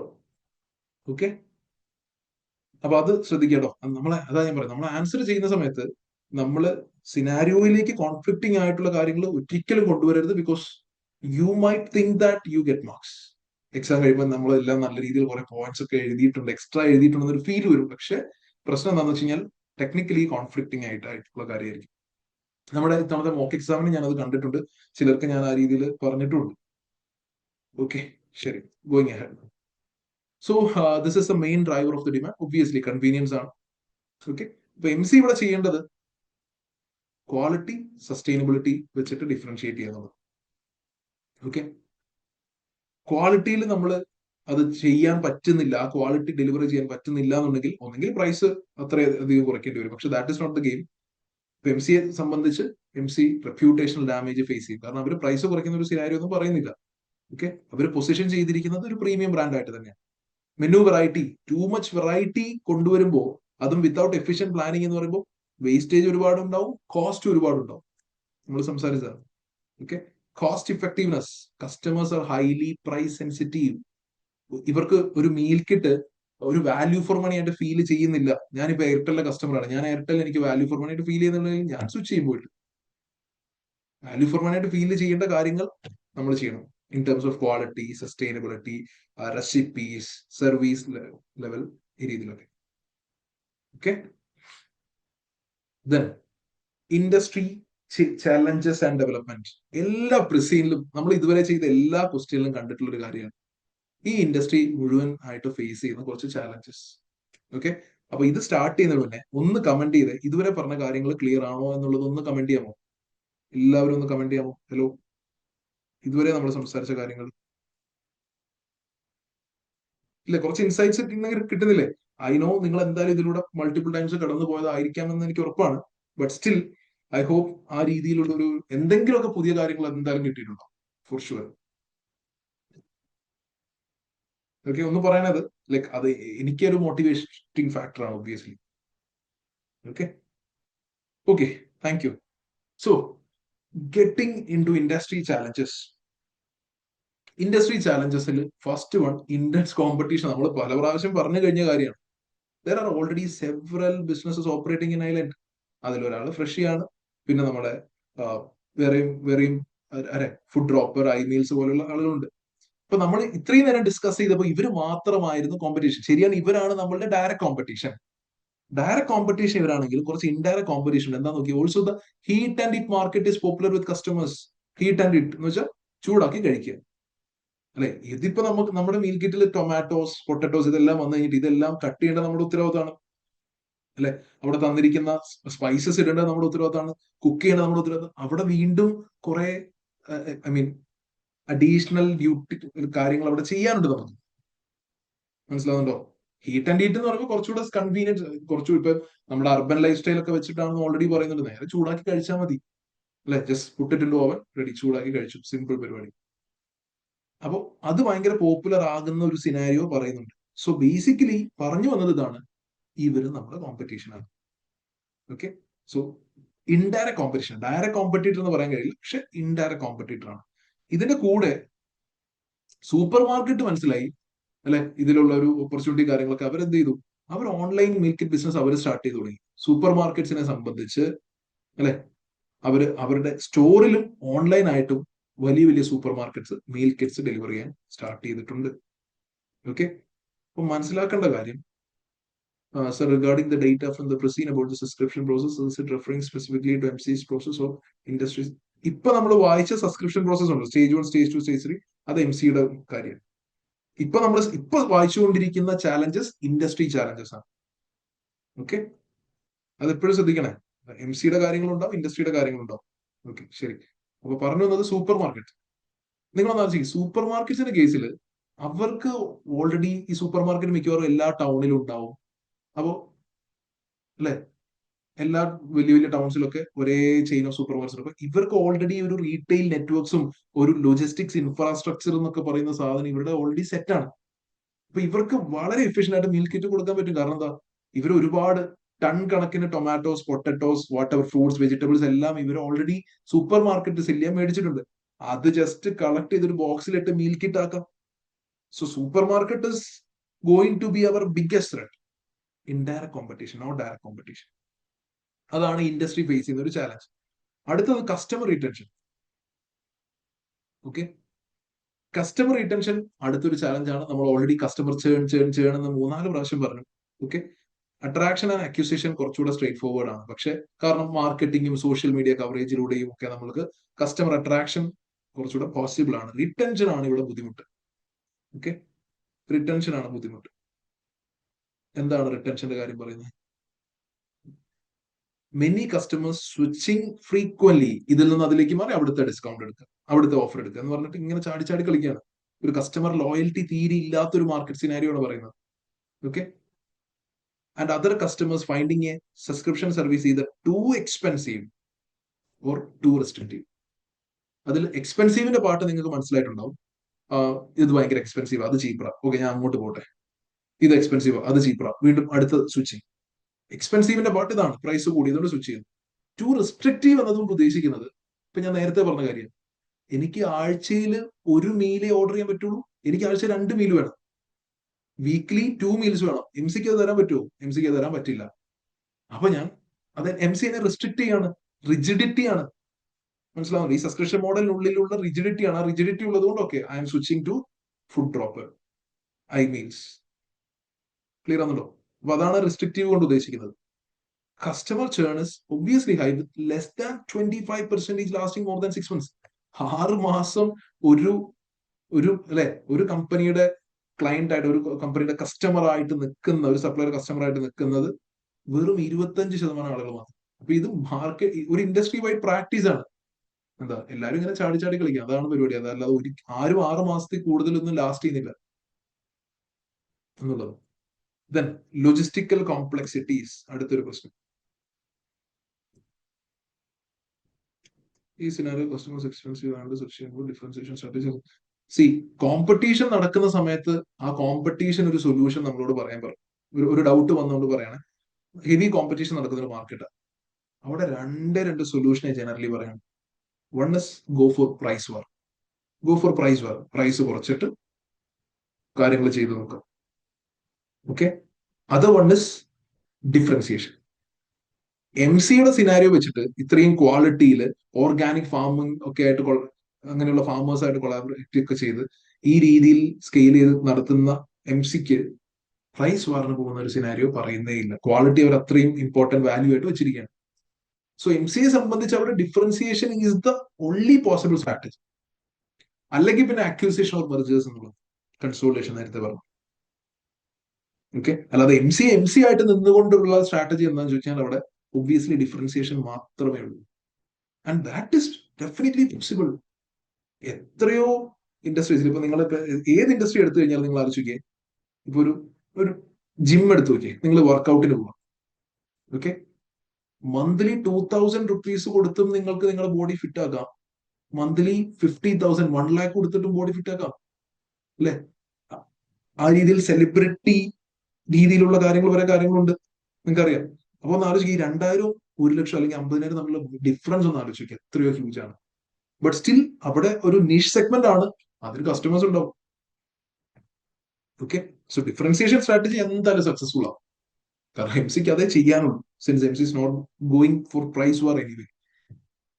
ഓക്കെ, പിന്നെ ലോജിസ്റ്റിക്കൽ കോംപ്ലക്സിറ്റി പറയുന്ന ഇതാണ്. എന്താ, വൈഡ് വെറൈറ്റി മീൽ കിറ്റും ഡെലിവറി ഒക്കെ കൊടുക്കാനുള്ളത് കൊണ്ട് നമ്മൾ partner with hundreds of ingredients supplier. M സിയുടെ കേസ് പുറകെ വരുന്നുണ്ട്, എം സിയുടെ സ്പെസിഫിക് അല്ല. ഇപ്പൊ നമ്മൾ ഹോൾ ഇൻഡസ്ട്രിയുടെ കാര്യം പറയും. സപ്ലൈസിനെ മാനേജ് ചെയ്യുന്നതിൽ എന്തായാലും സിഗ്നിഫിക്കന്റ് ഇൻവെസ്റ്റ്മെന്റ് ഉണ്ട്. കാരണം ഓരോ സപ്ലയറെ വിളിച്ച് നിങ്ങൾക്ക് എന്ത് തരാൻ കഴിയും, എത്ര ടൺ സാധനങ്ങൾ തരാൻ കഴിയും, ഇതൊക്കെ അറിയാൻ supplier management information system should be there. Continuous relationship with supplier should be there. പിന്നെ കസ്റ്റമർ ഡെലിവറീസ് കോർഡിനേറ്റ് ചെയ്ത് പറയുന്ന സമയം 48 അവേഴ്സിന് മുന്നേ ഓർഡർ ചെയ്തിട്ടുണ്ടെങ്കിലും സാധനം എത്തിക്കുന്ന രീതിയിലുള്ള ഒരു ലോജിസ്റ്റിക്സ് ഇൻഫ്രാസ്ട്രക്ചറും കാര്യങ്ങളൊക്കെ വേണം. സൊഫിസ്റ്റിക്കേറ്റഡ് ലോജിസ്റ്റിക്സ് സോഫ്റ്റ്വെയറിൽ ഇൻവെസ്റ്റ് ചെയ്തിട്ടുണ്ടാവണം. ഇങ്ങനെയൊക്കെയാണെങ്കിലേ കാര്യങ്ങൾ നടക്കത്തുള്ളൂ. Okay, so next, food safety and increasing regulation. Meal കിറ്റ്സിൽ wide variety of perishable goods, meat, fish, eggs and dairy products such as milk, cream, cheese ഒക്കെ ഉണ്ട്. ഈ പ്രോഡക്ട്സിലെ കുറെ എണ്ണമൊക്കെ സ്യൂട്ടബിൾ പാക്കേജിംഗ് ഇല്ല എന്നുണ്ടെങ്കിൽ ക്രോസ് കോണ്ടാമിനേഷൻ സാധ്യതയുണ്ട്. എന്താ ക്രോസ് കോണ്ടാമിനേഷൻ നോക്കി? Harmful bacteria from one substance are transferred to another substance and make another substances easy decay. അതായത് ചിലത് വളരെ പെട്ടെന്ന് നശിച്ചു, ആ ബാക്ടീരിയൽ ഗ്രോത്ത് വളരെ സ്പീഡായിരിക്കും ചില പ്രോഡക്ട്സ്. ഓക്കെ, അപ്പൊ ക്രോസ് കോണ്ടാമിനേഷൻ സംഭവിച്ച് എന്ത് സംഭവിക്കുന്ന പറഞ്ഞാൽ this could lead to serious illnesses. In some countries meal kits have been linked to outbreaks of illness and poisoning. എക്സാമിന് 95% ഞാൻ ഗസ് ചെയ്യുന്ന ഒരു സിനാരിയോ ഇതാണ്. മനസ്സിലാക്കിയത് ഗസ് മാത്രമാണ്. എന്താണ് ഈ ഇവിടെ ഇപ്പൊ പറയുന്ന പോലെ മെയിൽ കിറ്റ്സിന്റെ ക്രോസ് കോണ്ടാമിനേഷൻ സംഭവിച്ച് ഒരു ഔട്ട് ബ്രേക്ക്, ഒരു ഫുഡ് പോയിസണിങ് ഔട്ട് ബ്രേക്ക് ഒക്കെ സംഭവിക്കുന്നതിനെ ബേസ് ചെയ്തുകൊണ്ടുള്ള ഒരു ന്യൂസ് പേപ്പർ ആർട്ടിക്കിൾ വരാൻ സാധ്യത കാണുന്നുണ്ട്. ഓക്കെ, ഒരു എക്സിബിറ്റ്, ഒരു ന്യൂസ് പേപ്പർ ആർട്ടിക്കിൾ ആയിരിക്കും ഇങ്ങനെ ക്രോസ് കോണ്ടാമിനേഷൻ കാര്യങ്ങൾ സംഭവിച്ചു എന്ന് തന്നെ പറയുന്നത് കേട്ടോ. Meal kits have been link to. അപ്പൊ ഇൻഡസ്ട്രിയിൽ അങ്ങനെ നടന്നു. അപ്പൊ അതുകൊണ്ട് എന്താ സംഭവിക്കുന്നത് വെച്ച് കഴിഞ്ഞാൽ regulators are becoming focused on meal kit providers. നമ്മൾ NCCP എന്ന ക്വസ്റ്റ്യൻ ചെയ്ത സമയത്ത് ഡൊണേഷൻസ് മിസ്അപ്രോപ്രിയേറ്റ്ലി യൂസ് ചെയ്തു ചാരിറ്റീസ് എന്നൊരു ന്യൂസ് എവിടെയോ വന്നപ്പോഴേക്കും ഓക്കെ, NCCP എങ്ങനെയാണ് ഡൊണേഷൻസ് ഉപയോഗിക്കുന്നത് എന്ന് നോക്കാൻ അല്ലെ ഒരു ഇൻട്രസ്റ്റ് കൂടി.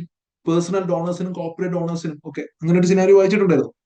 അതേ സിനാരി അല്ലെ ഇവിടെ ഇങ്ങനെയൊക്കെ ഒരു സിനാരിയോ ഉണ്ട്. അപ്പൊ അതുകൊണ്ട് റെഗുലേറ്റേഴ്സിന് ഇപ്പോ ബെസ്റ്റ് പ്രാക്ടീസ് ഡോക്യുമെന്റേഷനും റെഗുലേറ്ററി സ്റ്റാൻഡേർഡ്സും കാര്യങ്ങളൊക്കെ ഭയങ്കരമായിട്ട് വെക്കുക ഫുഡ് സേഫ്റ്റിക്ക്. And too much of innovations is also happening in the industry. എന്തൊക്കെയാന്ന് നോക്കിയാൽ turning to robotics in food processing. Food processing മാനുഫാക്ചറും അതേപോലെ പാക്കേജ് ചെയ്യാനൊക്കെ റോബോട്ടിക്സ് ഉപയോഗിച്ച് തുടങ്ങി. And data analytics is also being use more frequently in the industry to predict recipe demand and supply availability. Okay, അതേപോലെ meal kit businesses receives millions of comments and rating from the customers daily through the website. ഈ ഓരോ delivery കഴിഞ്ഞപ്പോൾ നമ്മൾ ratings ഇങ്ങനെ കൊടുക്കാറില്ലേ, ഈ recipe കൊള്ളാമായിരുന്നു, അല്ലെങ്കിൽ ആ കമന്റ്സും റേറ്റിംഗ്സും ഫിൽട്ടർ ചെയ്ത് അതിൽ നിന്നുള്ളൊരു അനലിറ്റിക്സ് ഉപയോഗിച്ച്, അതിൽ നിന്നുള്ള റിവ്യൂ ഉപയോഗിച്ച് എന്ത് ചെയ്യാണ്, ഓക്കെ, ബെസ്റ്റ് പ്രോഡക്റ്റ് ആയിട്ട് ബെസ്റ്റ് റെസിപ്പീസ് ഒക്കെ ആയിട്ട് ഇങ്ങനെ കാണാറില്ലേ, most demanded item, most popular എന്നൊക്കെ പറഞ്ഞ് കാണാറില്ലേ. അപ്പൊ ആ രീതിയിൽ അനലിറ്റിക്സ് ഉപയോഗിച്ച് ബെസ്റ്റ് പെർഫോമിങ്ങും വേഴ്സ്റ്റ് പെർഫോമിംഗ് റെസിപ്പീസ് ഒക്കെ പെട്ടെന്ന് ഐഡന്റിഫൈ ചെയ്യാൻ പറ്റുന്നുണ്ട്. ഇതൊക്കെയാണ് മാർക്കറ്റിൽ നടക്കുന്ന ഇന്നോവേഷൻ. പിന്നെ വേറെ, ആൻഡ് ഇത് മനസ്സിലാക്കിയിട്ട് ഇത് റെസിപ്പി ഡെവലപ്മെന്റ് ടീമിന് കൊടുക്കും. അവർ ആ ഇൻസൈറ്റ് വെച്ചിട്ടായിരിക്കും ഫർദർ ഡെവലപ്മെന്റും കാര്യങ്ങളും ചെയ്യും, റെസിപ്പി എങ്ങനെ ഇംപ്രൂവ് ചെയ്യാന്നുള്ള കാര്യങ്ങളൊക്കെ.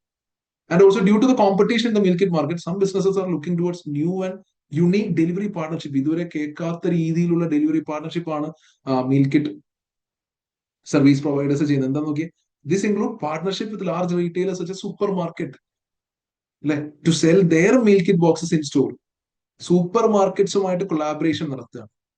അതായത് മീൽ കിറ്റ് ഒക്കെ നമ്മൾ ഓൾറെഡി ഉണ്ടാക്കാം, നിങ്ങൾ നിങ്ങളുടെ സൂപ്പർ മാർക്കറ്റിൽ ഒന്ന് സെല് ചെയ്താൽ മതി. എന്തുകൊണ്ടായിരിക്കും ഒരു സൂപ്പർ മാർക്കറ്റ്? കാരണം സൂപ്പർ മാർക്കറ്റ്സിന് ഓൾറെഡി എക്സിസ്റ്റിംഗ് ആയിട്ടൊരു റീറ്റെയിൽ നെറ്റ്വർക്ക് ഉണ്ട്, അല്ലെ, അവർക്കൊരു ലോജിസ്റ്റിക്സ് ഇൻഫ്രാസ്ട്രക്ചർ ഉണ്ട്. അപ്പൊ ഇതൊക്കെ കൊണ്ടാണ്. And also collaboration with high profile celebrities, celebrity chef to develop new and exciting recipes. ഒരു എന്താ പറയാ, ഇൻഫ്ലുവൻസർ ലെഡ് വെഞ്ചേഴ്സ് ഒക്കെ വേണമെങ്കിൽ പറയാം, influencer led ventures. Okay, celebrity ഷെഫ്സിനെ കൊണ്ടുവന്നിട്ട് ഇതൊരു സ്പെഷ്യൽ റെസിപ്പിയാണ്, അല്ലെ, നമ്മൾക്ക് മാത്രമേ ഉള്ളൂ, ആർക്കാ, MC മാത്രമേ ഉള്ളൂ എന്ന രീതിയിലൊക്കെ ചെയ്യാം. ഇപ്പൊ ഇങ്ങനെയുള്ള ഇന്നോവേറ്റീവ് മാർക്കറ്റിംഗ് കാര്യങ്ങളൊക്കെയാണ്. അപ്പൊ ഇന്നോവേഷൻ ഇപ്പൊ നമ്മൾ വായിച്ചത് ഇൻഡസ്ട്രിയിലുള്ള ചാലഞ്ചസ് 4 ഐറ്റം, അതിന്റെ കൂടെ ഡെവലപ്മെന്റ്സും വായിച്ചു. ഓക്കെ, ഏതൊക്കെ ചാലഞ്ചസ് ഒന്നുകൂടെ പെട്ടെന്ന് പറയാം. കോമ്പറ്റീഷൻ ഒരു ചാലഞ്ചാണ്, നമ്മൾ പറഞ്ഞു. ഡയറക്റ്റ് കോമ്പറ്റീഷൻ ഉണ്ട്, ഇൻഡയറക്റ്റ് കോമ്പറ്റീഷൻ ഉണ്ട്. റിട്ടൻഷന്റെ കാര്യം ഓർക്കുക, only 25% ഓഫ് കസ്റ്റമേഴ്സ് മാത്രമാണ് 6 months മുകളിൽ നിൽക്കുന്നത്.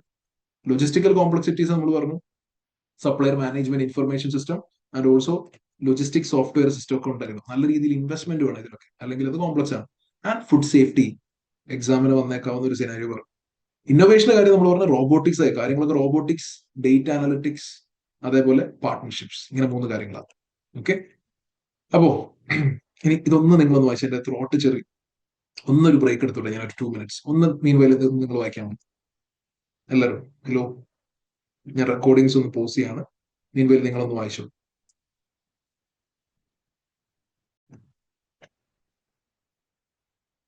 ഓക്കെ, വായിച്ചു കഴിഞ്ഞോ?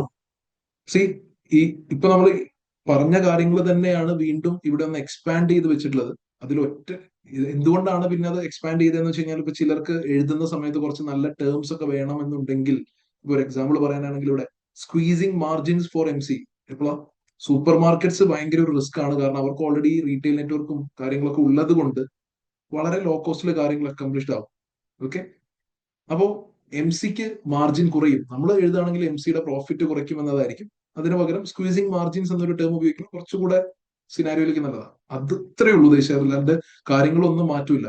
Okay, heat and heat meals ഉണ്ടെന്ന് പറയുന്ന സമയത്ത് ഇത് മനസ്സിലാക്കി ഇതൊരു സബ്സ്റ്റിറ്റ്യൂട്ട് പ്രോഡക്റ്റ് ആണ്. നമ്മൾ പോട്ടസ് 5 ഫോഴ്സിനെ പറ്റിയിട്ട് കുറച്ച് താഴെ വേറെ പറയുന്നുണ്ട്. അപ്പോൾ സബ്സ്റ്റിറ്റ്യൂട്ട് പ്രോഡക്റ്റ് ആണ്. Threat from substitute is high. Then customer റിട്ടൻഷന്റെ കാര്യം നമ്മൾ പറഞ്ഞതാണ്. less than 25% ഉള്ളൂ. ഓക്കെ, അപ്പൊ അവിടേക്ക് എം സിക്ക് എന്ത് ചെയ്യാൻ പറ്റുന്നുള്ളൂ? For M C building loyalty scheme, offering personalisation and reducing. വായിച്ചു നോക്കി അടുത്തത്, റെഡ്യൂസിങ് നേരത്തെ പറഞ്ഞതാണ്. പെർസീവ്ഡ് സബ്സ്ക്രിപ്ഷൻ റിജിഡിറ്റി, അതാണ് ഞാൻ നേരത്തെ പറഞ്ഞ കാര്യം. ഒരുപാട് കണ്ടീഷൻ ഒന്നും വെക്കല്ലേ. കസ്റ്റമേഴ്സിനെ റീറ്റെയിൻ ചെയ്യണമെങ്കിൽ വളരെ ഫ്ലെക്സിബിൾ ആയിട്ട് നിൽക്കേണ്ടി വരും. അതുകൊണ്ടാണ് ഇന്ത്യൻ മാർക്കറ്റിൽ നേരത്തെ ഞാൻ പറഞ്ഞ പോലെ നെറ്റ്ഫ്ലിക്സും അല്ലെങ്കിൽ ജിയോയൊക്കെ അതിനനുസരിച്ചുള്ള ചേഞ്ചസ് അവർ വരുത്തിയത്. ഓക്കെ, ലൊജിസ്റ്റിക്കൽ കോംപ്ലക്സിറ്റീസ്, ഡെലിവറി ഡിലേസോ കസ്റ്റമർ ഡിസാറ്റിസ്ഫാക്ഷനോ ഒക്കെ വന്നു കഴിഞ്ഞാൽ വീണ്ടും ചേൺ വരും. Okay, this will further fuel churn എന്ന് വെച്ച് കഴിഞ്ഞാൽ കസ്റ്റമർ സബ്സ്ക്രിപ്ഷൻ ക്യാൻസൽ ആക്കാനുള്ള സാധ്യത കൂടുതലാണ്. അപ്പോൾ സിസ്റ്റംസും കാര്യങ്ങളൊക്കെ വളരെ സ്ട്രോങ് ആയിരിക്കണം, ഡെലിവറി സിസ്റ്റംസും കാര്യങ്ങളൊക്കെ. ദെൻ ഫുഡ് സേഫ്റ്റി, ഇപ്പൊ സിനാരിയോ പറഞ്ഞു, ഫൈൻസ് വരാം, റെപ്യൂട്ടേഷൻ ഡാമേജ് വരാം. സി, കംപ്ലൈൻസ് ഇഷ്യൂ ഉണ്ടായി കഴിഞ്ഞാൽ ദിസ് വിൽ എന്നല്ല നമ്മൾ എഴുതുന്നത്. നമ്മൾ ഒരു ആൻസർ എഴുതുന്ന സമയത്ത് ഇതുണ്ടോ, ദിസ് കുഡ് റിസൾട്ട് അല്ലെ, ഇങ്ങനെ വന്നേക്കാം, ഫൈൻ സംഭവിക്കാം, ഫൈൻ ആയിരിക്കാം, അല്ലെങ്കിൽ റെപ്യൂട്ടേഷൻ ഡാമേജ് ഉണ്ടാവാം, അല്ലെങ്കിൽ നമ്മുടെ ലൈസൻസ് വരെ ലോസ് ആകാം എന്നതൊക്കെ സാധ്യതകളായിട്ട് വേണം പറയാൻ. ദിസ് കുഡ് സീം എന്ന രീതിയിലൊക്കെ പറയാം. Okay, then innovation and partnership നമ്മൾ പറഞ്ഞു. Robotics and automation in production could lower cost അല്ലെ. ഒബ്വിയസ്ലി നമ്മൾ താഴേക്ക് വരുന്നുണ്ട്. നമ്മൾ റോബോട്ടിക്സ് ഇംപ്ലിമെന്റ് ചെയ്ത കാര്യമൊക്കെ താഴേക്ക് വരുന്നുണ്ട്. ജനറലി റോബോട്ടിക്സ് ഇംപ്ലിമെന്റ് ചെയ്ത് കഴിഞ്ഞാൽ മെഷീൻ കാര്യങ്ങൾ ചെയ്യുന്ന സമയത്ത് തന്നെ കോസ്റ്റ് എന്തായാലും കുറയും. പക്ഷെ ഇതിന്റെ പ്രശ്നം എന്താ വെച്ച് കഴിഞ്ഞാൽ ഇങ്ങനെ ഒരു സിഗ്നിഫിക്കന്റ് ക്യാപിറ്റൽ ഇൻവെസ്റ്റ്മെന്റ് ആവശ്യമാണ്. ഡേറ്റ അനലിറ്റിക്സ് കൊണ്ടുള്ള benefits, more accurate demand prediction, waste കുറയ്ക്കാൻ കഴിയും. ഓക്കെ, ആൻഡ് അതേപോലെ റെസിപ്പീസ് ഒക്കെ കസ്റ്റമേഴ്സിന് അട്രാക്റ്റീവ് ആയിട്ടുള്ള റെസിപ്പീസ് ആയിരിക്കും നമ്മൾ അവരുടെ ആപ്പിൽ മുന്നിൽ കാണിക്കുന്നുണ്ടാവുക. അപ്പൊ അതൊക്കെ ഒരു റിട്ടൻഷൻ സ്ട്രാറ്റജി പോലെ ആവുകയും ചെയ്യും. ഓക്കെ, സോ ഈ കാര്യങ്ങളൊക്കെയാണ് നമ്മൾ ചാലഞ്ചസ്, ഇൻഡസ്ട്രി മുഴുവൻ ഫേസ് ചെയ്യുന്ന ചാലഞ്ചസ് ആയിട്ടും ഇൻഡസ്ട്രിയിൽ ഇപ്പൊ നടക്കുന്ന ഡെവലപ്മെന്റ്സ് ആയിട്ടും പറഞ്ഞിട്ടുണ്ടായിരുന്നു. ഓക്കെ, ഓക്കെ, ഇവിടെ ഒന്ന് എക്സ്പ്ലെയിൻ ചെയ്യാമെന്ന് പറയുന്നുണ്ട്. ഓക്കെ, എം സി എ സംബന്ധിച്ച്, അത് threat from M C A സംബന്ധിച്ച്, this raises the risk of losing time constrain customers unless it's repositions it offer around freshness, healthy cooking as an enjoyable activity. അതായത് M C ഇത്രയും കാലം പറഞ്ഞുകൊണ്ടിരുന്നത് നിങ്ങൾക്ക് സമയം save ചെയ്യാം, നിങ്ങൾ വെറുതെ ഷോപ്പിങ്ങിനൊന്നും പോയിട്ട് സമയം കളയണ്ട.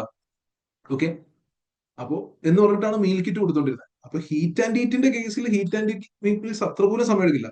ഇപ്പൊ മീൽ കിറ്റ് ഉപയോഗിച്ച് നമ്മൾ ഫുഡ് കൺസ്യൂം ചെയ്യാൻ മേ ബി 25 minutes ആണ് എടുക്കുന്നത്, അല്ലെങ്കിൽ 30 minutes ആണെങ്കിൽ ഹീറ്റ് ആൻഡ് ഈറ്റിൽ 5 minutes എടുക്കും. That is the difference. അപ്പോൾ ടൈം കൺസ്ട്രെയിൻഡ് കസ്റ്റമേഴ്സ് എന്നത് എന്തായാലും നമുക്ക് ലോസ് ചെയ്യാനുള്ള സാധ്യത കൂടുതലാണ്. Risk of losing time constrained customers. നമ്മൾ ഇത്രയും കാലം അവർ ആ ടൈം കൺസ്ട്രെയിൻഡ് കസ്റ്റമേഴ്സ് ഉണ്ടത് നമ്മളുടെ ഒരു കൺവീനിയൻസ് ആയിട്ടും നമുക്കൊരു ഡിമാൻഡ് ക്രിയേഷൻ ആയിട്ട് പറഞ്ഞുകൊണ്ടിരുന്നതാണ്. ഹീറ്റ് ആൻഡ് ഈറ്റ് മീൽസ് വരുമ്പോൾ അവരെ നമുക്ക് എന്തായാലും നഷ്ടപ്പെടും. എങ്കിലും നമുക്ക് സർവൈവ് ചെയ്യാം. എങ്ങനെ ഡിഫറൻഷിയേറ്റ് ചെയ്യാം, റീപൊസിഷൻ ചെയ്യാം? ഫ്രഷ് ഫുഡാണിത്, ഓർഗാനിക് ഫുഡാണിത്, ഹെൽത്തി ആണ് എന്ന് പറയും. അതായത് ഹീറ്റ് ആൻഡ് ഈറ്റ് പോലെയല്ല. ഓക്കെ, പിന്നെ കുക്കിംഗ് ഒരു എൻജോയബിൾ ആക്ടിവിറ്റി ഒക്കെ ആയിട്ട് ഇതൊക്കെ നമ്മുടെ ബ്രാൻഡിങ് പോലെ ഇരിക്കും. ഓക്കെ, സ്റ്റിൽ അത് ആ രീതിയിൽ കാണാൻ പറ്റുന്ന കസ്റ്റമേഴ്സേ ഉണ്ടാവത്തുള്ളൂ. ക്ലിയർ അല്ലേ ആ ഒരു ഏരിയ? ഓക്കെ അല്ലടാ, അതൊന്ന് ക്ലാരിഫൈ ചെയ്യാൻ പറഞ്ഞിട്ടുണ്ടായിരുന്നു. മനസ്സിലായില്ലേ? ഓക്കെ, ശരി. അങ്ങനെയാണെങ്കിൽ അടുത്ത ഇപ്പൊ നോക്കിയ 40 പേജില് 10 പേജാണ് കഴിഞ്ഞത്. ചിലപ്പോൾ നമുക്ക് മേ ബി ഒരു ദിവസം കൂടെ എക്സ്റ്റെൻഡ് ചെയ്യേണ്ടി വരും കേട്ടോ. ഞാൻ കുറച്ചുകൂടെ സ്പീഡിൽ തീരുന്നതാണ് വിചാരിച്ചത്. ഓക്കെ, കുഴപ്പമില്ല, നോ വറീസ്. വളരെ സമയം എടുത്ത് തന്നെ തീർത്താൽ മതി. കാര്യങ്ങൾ നല്ല രീതിയിൽ മനസ്സിലാക്കിയാൽ മതി. That's it. ഇനി അടുത്തത് KPIs തന്നിട്ടുണ്ട്. ഞാൻ ഇതുവരെ അടുത്ത കാലത്ത് ഒരു എക്സാമിന് ഒരു പ്രിസീനിൽ ഇത്ര അധികം KPIs കണ്ടിട്ടില്ല. ഇത് മാത്രമല്ല KPIs താഴേക്ക് വരുന്ന സമയത്ത് ഒരുപാട് ഗ്രാഫുകൾ കാണാം. ഇത്രയധികം KPIs കണ്ട ഒരു ക്വസ്റ്റ്യൻ അടുത്ത് വന്നിട്ടില്ല. ഓക്കെ, എനിക്ക് തോന്നുന്നത് ഒരു സെക്കൻഡ് ഓർ തേർഡ് റാങ്കിൽ നിൽക്കുന്നതാണ് ഇത്രയും കാലത്തെ ക്വസ്റ്റ്യൻ പേപ്പേഴ്സ് എടുത്തു കഴിഞ്ഞു. ഓക്കെ, സോ റവന്യൂ എന്ന് പറയുമ്പോൾ നമുക്കറിയാം റവന്യൂ ഒബ്വിയസ്ലി കൂടുന്നതാണ് നല്ലത്. കഴിഞ്ഞ വർഷത്തേക്കാൾ ഈ വർഷത്തെ റവന്യൂ കൂടുന്നതാണ് നല്ലത്. റവന്യൂ എന്ന് പറയുമ്പോൾ നമുക്ക് അതിൻ്റെ അകത്ത് കൂടുതൽ മീൽസ് വിൽക്കാൻ പറ്റിയിട്ടുണ്ട് എന്നോ അല്ലെങ്കിൽ കൂടുതൽ നമ്പർ ഓഫ് കസ്റ്റമേഴ്സ് വന്നതുകൊണ്ടോ ഒക്കെ ആവാം. പല റീസൺസ് ഉണ്ട്. ഒന്നെങ്കിൽ വോളിയം കൂടി അല്ലെങ്കിൽ സെല്ലിംഗ് പ്രൈസ് കൂടി, അല്ലെ? അതൊക്കെ കൊണ്ടാണ് റവന്യൂ കൂടുന്നത്. അടുത്തത് ആക്റ്റീവ് കസ്റ്റമേഴ്സ്. ആക്റ്റീവ് കസ്റ്റമേഴ്സ് അവർ എന്താ എടുത്തിരിക്കുന്നത് നോക്കിയേ, number of uniquely identified customers. അതായത് ഒരു കസ്റ്റമർ ഒരു തവണ കൺസിഡർ ചെയ്തിട്ടുള്ളൂ. Who have received at least 1 meal kit box within the last 3 months. കഴിഞ്ഞ 3 മാസത്തിൽ ഒരു തവണയെങ്കിലും മീൽ കിറ്റ് ബോക്സ് കിട്ടിയിട്ടുള്ള ഒരു കസ്റ്റമർ ഉണ്ടെങ്കിൽ അവരെ നമ്മുടെ ആക്റ്റീവ് കസ്റ്റമർ ആയിട്ട് കൺസിഡർ ചെയ്തിട്ടുണ്ട്. Which means that suppose Aditya, okay, Aditya ഒരു നമ്മുടെ MC-യുടെ കയ്യിൽ നിന്ന് ഒരു മീൽ കിറ്റ് ബോക്സ് മേടിച്ചു. ഓക്കെ, എന്നിട്ട് ആദ്യക്ക് അത് അങ്ങ് ഇഷ്ടമായില്ല. ആദ്യം ആ സ്പോട്ടിൽ തന്നെ സബ്സ്ക്രിപ്ഷൻ ക്യാൻസൽ ചെയ്തു. 1 മാസം കഴിഞ്ഞു, 2 മാസം കഴിഞ്ഞു. MC വന്നിട്ട് ഈ നമ്പേഴ്സ് എടുക്കണം, കസ്റ്റമർ നമ്പേഴ്സ് എടുക്കുമ്പോൾ അതിൽ ആദ്യത്തെ ആക്റ്റീവ് കസ്റ്റമർ ആയിട്ട് ഇൻവോൾവ് ആയിരിക്കുമോ അല്ലയോ? പറഞ്ഞേ, സബ്സ്ക്രിപ്ഷൻ ക്യാൻസൽ ഔട്ട് ചെയ്ത ഒരാളാണ്, ആദ്യത്തെ ഇൻവോൾവ് ആയിരിക്കുമോ അല്ലയോ? കമന്റ് ചെയ്യൂ. ഹലോ, യെസ്, ആയിരിക്കും. അപ്പൊ അതൊരു പ്രശ്നം കൂടിയാണ്, അല്ലെ? അതിന്റെ ഒരു ലൂപ്പ് ഹോൾ ഞാൻ കാണിച്ചെന്നാണ്. മനസ്സിലായില്ലേ? ആക്റ്റീവ് കസ്റ്റമർ എന്ന് പറയുമ്പോൾ കഴിഞ്ഞ 3 മാസത്തിൽ സബ്സ്ക്രിപ്ഷൻ ക്യാൻസൽ ചെയ്തോ ഇല്ലയോ എന്നുള്ളതൊന്നും നോക്കുന്നില്ല. ഒരു മീൽ കിറ്റ് ബോക്സ് കിട്ടിയ ഒരാളെയാണ് അവര് പറയുന്നത്. ഓക്കെ, അങ്ങനെയുള്ളതാണ് ആക്റ്റീവ് കസ്റ്റമേഴ്സ്. അതുകൊണ്ടാണ് മേ ബി നമ്മുടെ ആക്റ്റീവ് കസ്റ്റമേഴ്സ് നമ്പർ നോക്കുന്ന സമയത്ത് അത് കൂടുതലാണ്. എന്തായാലും കൂടുന്നതാണ് നല്ലത്. ഫൈൻ. നെക്സ്റ്റ് ആയിട്ട് meals delivered number of individual portions delivered within a given period. ഒരു പെർട്ടിക്കുലർ പീരീഡിൽ എത്ര മീൽസ് നിങ്ങൾ ഡെലിവർ ചെയ്തു, അതും കൂടുന്നതാണ് നല്ലത്. കൂടുതൽ മീൽസ് ഡെലിവർ ചെയ്തു എന്ന് പറഞ്ഞാൽ അത്രയും സെയിൽ നടന്നു എന്നുള്ളതാണ്, നമ്മുടെ യൂണിറ്റ്സ് വിറ്റുപോയി എന്നുള്ളത്. ഒബ്വിയസ്ലി മീൽസ് ഡെലിവേർഡ് കൂടുന്നതാണ് നല്ലത്. ഓർഡേഴ്സ് പെർ കസ്റ്റമർ, ഒരു കസ്റ്റമർ ചെയ്യുന്ന ഓർഡേഴ്സ് കൂടുന്നതും ആ ഫ്രീക്വൻസി കൂടുന്നതും നല്ലതാണ്, ബിസിനസ്സിന് അത് വളരെ നല്ലതാണ്. ഓക്കെ, പക്ഷേ അവിടെയൊക്കെ നമ്മൾ കൺസിഡർ ചെയ്യേണ്ട കാര്യം, ഈ ഓർഡേഴ്സ് ഇങ്ങനെ കൂട്ടാൻ വേണ്ടിയിട്ട് നമ്മൾ ചിലപ്പോൾ മാസീവ് ഡിസ്കൗണ്ട് ഒക്കെ കൊടുത്തിട്ടുണ്ടാവും. 50% ഓഫ്, 90% ഓഫ് എന്നുള്ള രീതിയിൽ കൊടുത്തിട്ടുണ്ടാവും. അപ്പൊ കസ്റ്റമേഴ്സ് ഓർഡേഴ്സ് പെർ കസ്റ്റമർ എന്നുള്ള നമ്പർ വളരെ ഹൈ ആയിരിക്കും. പക്ഷെ റവന്യൂ പ്രോഫിറ്റബിലിറ്റിയുടെ അവസ്ഥ എന്തായിരിക്കും? വലിയ റവന്യൂ ഒന്നും വന്നിട്ടുണ്ടാവില്ല. റവന്യൂ കൂടിയിട്ടുണ്ടാവും, പക്ഷെ പ്രോഫിറ്റബിലിറ്റി ഒക്കെ ശരിക്കും അഫക്ട് ചെയ്തിട്ടുണ്ടാവും. അപ്പൊ ഓർഡേഴ്സ് പെർ കസ്റ്റമർ അല്ലെങ്കിൽ ഇവിടെ സംസാരിക്കുന്ന ഓരോ കാര്യങ്ങളും നമ്മൾ ഡിസ്കസ് ചെയ്യുമ്പോൾ വീണ്ടും പ്രോഫിറ്റബിലിറ്റിയിലേക്ക് കൂടെ ലിങ്ക് ചെയ്താൽ അത് മീനിങ് ഫുൾ ആവത്തുള്ളൂ എന്ന് കൂടെ എഴുതി വെക്കും. ആവറേജ് ഓർഡർ വാല്യൂ, ഇപ്പൊ നിങ്ങൾ ഫുഡ് ഓർഡർ ചെയ്യുന്ന സമയത്ത് ആവറേജ് ഒരു ഓർഡറിൽ കിട്ടുന്ന ഒരു കമ്പനിക്ക് കിട്ടുന്ന എമൗണ്ട് 200 ആണ്, അല്ലെങ്കിൽ ഒരു 220 ആണ്, 230 ആണ്. ഈ ഓർഡർ വാല്യൂ കൂടുന്ന നല്ലത്. ആവറേജ് വാല്യൂ പെർ 1 ഓർഡർ എങ്ങനെ ചെയ്യുന്നത്? Total revenue divided by number of orders ആയിരിക്കും ചെയ്തിട്ടുണ്ടാവുക, അല്ലെ? ഇവിടെ എങ്ങനെ ചെയ്ത്? Total orders divided by number of customers. അതാണ് ഇത് ഓർഡേഴ്സ് പെർ കസ്റ്റമർ. അതേപോലെ ഇവിടെ ആവറേജ് ഓർഡർ വാല്യൂ എന്ന് പറഞ്ഞാൽ total revenue by number of orders ആണ്. അപ്പൊ ഓരോ ഓർഡറിന് ആവറേജ് ഇത്ര വാല്യൂ സ്പെൻഡ് ചെയ്യുമ്പോൾ ഈ ഫിഗർ കൂടും. ഇപ്പൊ ആവറേജ് ഓർഡർ വാല്യൂ 1000 ഒക്കെ വരിക എന്ന് പറഞ്ഞാൽ ദാറ്റ് ഈസ് ആക്ച്വലി ഗുഡ്. ഒരു ഓർഡറിൽ തന്നെ, അല്ലെ, അത്രയും വലിയ ഓർഡേഴ്സ് ആണ് ഇപ്പൊ ചെയ്യുന്നത്. മേ ബി ഫാമിലി ഓർഡേഴ്സ് കൂടുന്നത് കൊണ്ടാകാം. That is the insight. Family orders കൂടുന്നത് കൊണ്ടാവാം നമ്മുടെ ആവറേജ് ഓർഡർ വാല്യൂ കൂടുന്നുണ്ടാവുക. അല്ലെങ്കിൽ നമ്മുടെ സെല്ലിംഗ് പ്രൈസ് കൂടി, എന്നാൽ നമ്മുടെ ഡിമാൻഡ് മാർക്കറ്റ് ഷെയർ 24% എന്നുള്ള രീതിയിൽ തന്നെ മുന്നോട്ട് പോകും. കസ്റ്റമേഴ്സ് ഒന്നും കുറഞ്ഞിട്ടില്ല. ഓക്കെ, അപ്പൊ അതിന്റെയൊക്കെ റീസൺസും കൂടെ മനസ്സിലാക്കാൻ പറ്റും. What is actually happening. കുറെ KPIs തന്നിട്ടുണ്ട്, അത് പെട്ടെന്ന് നോക്കുമ്പോൾ എല്ലാവർക്കും മനസ്സിലാവും. പക്ഷെ ഇതാണ് അനാലിസിസ് എന്ന് പറയുന്നത്. What might be the reason behind this particular number. ഈ നമ്പറിന്റെ ബാക്കിൽ എന്താണ്, അല്ലെ, സ്റ്റോറി എന്താണെന്നുള്ളത് മനസ്സിലാവും. ഫുഡ് വേസ്റ്റിന്റെ കാര്യം കുറയുന്നതാണ് നല്ലത്. ഇത്രയും നേരം എല്ലാം കൂടുന്നതാണ് നല്ലത്. ഫുഡ് വേസ്റ്റ് കുറയുന്നതാണ് നല്ലത്. Food waste in tons produce by meal kit business on production facility which is disposed in landfills or incinerated. നമ്മൾ ചാരിറ്റിക്ക് കൊടുക്കുന്നതോ ആനിമൽ ഫീഡിലേക്ക് സ്പെൻഡ് ചെയ്യുന്നതോ ഒന്നും ഈ ഫുഡ് വേസ്റ്റ് ആയിട്ട് നമ്മൾ അത് കൺസിഡർ ചെയ്തിട്ടില്ല. ഓക്കെ, അല്ലാതെ ഡിസ്പോസ് ചെയ്യേണ്ടി വരുന്നത് ഇത് കുറയുന്നതാണ്. കാർബൺ എമിഷൻസ് നമ്മുടെ ബിസിനസ് ഓപ്പറേഷനിൽ പ്രൊഡക്ഷൻ നടത്താനും ഡിസ്ട്രിബ്യൂഷൻ നടത്തുക. ഡിസ്ട്രിബ്യൂഷൻ എന്ന് പറഞ്ഞാൽ അല്ലെ, വണ്ടികളിലൊക്കെ അങ്ങോട്ടും ഇങ്ങോട്ടും കൊണ്ടുവേണ്ടി വരിക, ട്രക്സിലൊക്കെ ആയിരിക്കും കൊണ്ടുവേണ്ടി വരിക, ഓരോ ഡെലിവറി, ഓരോ റീജിയനിലേക്ക് ഡെലിവറി ഒക്കെ. അപ്പോഴും CO2 എമിഷൻ വരുന്നുണ്ട്. അപ്പം അതിനൊക്കെ വന്ന കാർബൺ എമിഷൻ എത്രത്തോളമാണ്? ഓക്കെ, ഇതിനെ പറ്റിയിട്ടുള്ള കാര്യങ്ങളാണ് തൊട്ട് താഴെ പറയുന്നത്. Again please go through. Revenue is A base. ഇതിന്റെ ഒരു സ്റ്റാൻഡർഡൈസ്ഡ് ടേമിങ്സ് ആണ്. റവന്യൂ ഒരു ക്രിട്ടിക്കൽ മെഷറാണ്. റവന്യൂ കൂടുന്നത് നല്ലതാണ്. പക്ഷേ റവന്യൂ കൂടാൻ കാരണം നിങ്ങൾ ഒരുപാട് ഡിസ്കൗണ്ടോ കസ്റ്റമർ ഇൻസെന്റീവോ കൊടുത്തിട്ടാണെങ്കിൽ അവിടെ പ്രോഫിറ്റബിലിറ്റി വീക്ക് ആവാൻ സാധ്യതയുണ്ട്. So you have to keep an eye on the profits as well. Profits കൂടുന്നുണ്ടോ എന്നുള്ള കാര്യം നോക്കണം. നമ്മൾ ഇപ്പൊ കറന്റ് നമുക്ക് അവൈലബിൾ ആയിട്ടുള്ള KPIs പ്രോഫിറ്റിനെ പറ്റിയിട്ട് സംസാരിക്കുന്നില്ല. ഓക്കെ, അതേപോലെ കസ്റ്റമർ സാറ്റിസ്ഫാക്ഷൻ, നമ്മുടെ ബാലൻസ് സ്കോർ കാർഡ് സിനാരിയൊക്കെ ഓർക്കുന്നില്ലേ? കസ്റ്റമർ സാറ്റിസ്ഫാക്ഷൻ, റിപ്പീറ്റ് കസ്റ്റമേഴ്സ്, ഇങ്ങനെയുള്ള കാര്യങ്ങളൊക്കെ ഇമ്പോർട്ടന്റ് ആണ്. Active customers, a strong indicator of customer engagement. If active customers fall despite marketing spend, it signals retention problem. കുറെയൊക്കെ നമ്മൾ മാർക്കറ്റ് ചെയ്തിട്ടും ആക്റ്റീവ് കസ്റ്റമേഴ്സിന്റെ നമ്പർ കുറയുന്ന ഒരു സിനാരിയോ ആണെങ്കിൽ റിട്ടൻഷൻ നടക്കുന്നില്ല. ഹൈ ചേൺ റിസ്ക് നമ്മൾ ഫേസ് ചെയ്യാന്നുള്ളതാണ്. ഓക്കെ, ഇനി ഇതിലൊരു ഇപ്പൊ തന്ന സിനാരിയോയിലുള്ളത് ഇതൊരു 3 months ഡാറ്റയാണ്. ഞാൻ നേരത്തെ പറഞ്ഞ കാര്യം എന്താ, ഒരു കസ്റ്റമർ ചിലപ്പോൾ സബ്സ്ക്രിപ്ഷൻ ക്യാൻസൽ ഔട്ട് ചെയ്ത് പോയി കഴിഞ്ഞാലും he might come under active customer എന്നൊരു റിസ്ക് അതിൽ പറയുന്നുണ്ട്. മീൽസ് ഡെലിവേർഡ്, നമ്മുടെ സ്കെയിൽ കാണിക്കുന്നതാണ്. ഇത്രയധികം മീൽസ്, ആദ്യം നമുക്ക് 100 മീൽസ് ഡെലിവർ ചെയ്യുന്ന സംഭവമായിരിക്കും. പിന്നെ 1000 മീൽസ് ഡെലിവർ ചെയ്യുമ്പോൾ അത് വലിയ സംഭവമായിരിക്കും. പിന്നെ സ്കെയിലാണ്. ഇപ്പൊ മീൽസ് ഡെലിവേർഡ് 500,000 എന്നൊക്കെ പറയുമ്പോൾ ദാറ്റ് ഇസ് ദ സ്കെയിൽ. സ്കെയിലിനെ കാണിക്കുന്നതാണ് meals delivered number. Rising number of meal shows growth but large increases without matching revenue. ഇതാ ഞാൻ പറഞ്ഞ റവന്യൂ പെർ മീൽ എന്നുള്ളത് നമ്മൾ ഡിസ്കൗണ്ടോ കാര്യങ്ങളോ ഒക്കെ കൊടുത്തത് കൊണ്ടൊക്കെ ആയിരിക്കും. So that we have to look at the profitability as well. Orders per customer key retention measure ആണ്. ഒരു കസ്റ്റമർ വീണ്ടും നമ്പർ ഓഫ് ഓർഡേഴ്സ് കൂടി കഴിഞ്ഞാൽ അതിനർത്ഥം ഓക്കെ അയാളെ റീറ്റെയിൻ ചെയ്യാൻ പറ്റുന്നുണ്ട് എന്നുള്ളത് കൂടിയാണ്, ഒരു റിട്ടൻഷൻ മെഷർ കൂടിയാണ്.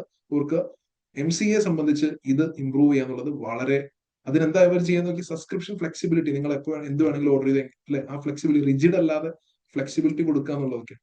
ആവറേജ് ഓർഡർ വാല്യൂ അതും കൂടുന്നതാണ് നല്ലത്. ഇത് കുറയുകയാണെങ്കിൽ അതിന്റെ അർത്ഥം customers are downgrading to smaller boxes. ഫാമിലീസിനേക്കാളും കൂടുതൽ സിംഗിൾസ് ആണ് അല്ലെങ്കിൽ കപ്പിൾസ് ആണ് എന്ന സിനാരിയോ ആണ്. അല്ലെങ്കിൽ ഇനി അതല്ലാന്നുണ്ടെങ്കിൽ another option is economic pressures കാരണമായിരിക്കും. പണ്ടത്തെ അത്ര മീൽ കിറ്റ് ഇപ്പൊ മേടിക്കുന്നില്ല, ചെറിയ സൈസ് മേടിക്കുന്നു. ഓക്കെ, അപ്പൊ MCക്ക് എന്ത് ചെയ്യണം? MC ബണ്ടിലിംഗ് അല്ലെങ്കിൽ പ്രീമിയം ആഡ് ഓൺസ് ഒക്കെ കൊണ്ടുവരാൻ ഉദ്ദേശിക്കുന്നത്. Then food waste. Food waste എന്നത് കാർബൺ എമിഷൻ എന്ന് പറയുന്നത് രണ്ടും സസ്റ്റൈനബിലിറ്റി മെഷർ ആണ്. സസ്റ്റൈനബിലിറ്റിയെ പറ്റി പതിവില്ലാതെ കാര്യമായിട്ട് ചോദിക്കുന്ന ഒരു പ്രസീനാണ്. ഒത്തിരി കാര്യങ്ങൾ സസ്റ്റൈനബിലിറ്റി ESG ബേസ് ചെയ്തിട്ടൊക്കെ വന്നിട്ടുണ്ട്.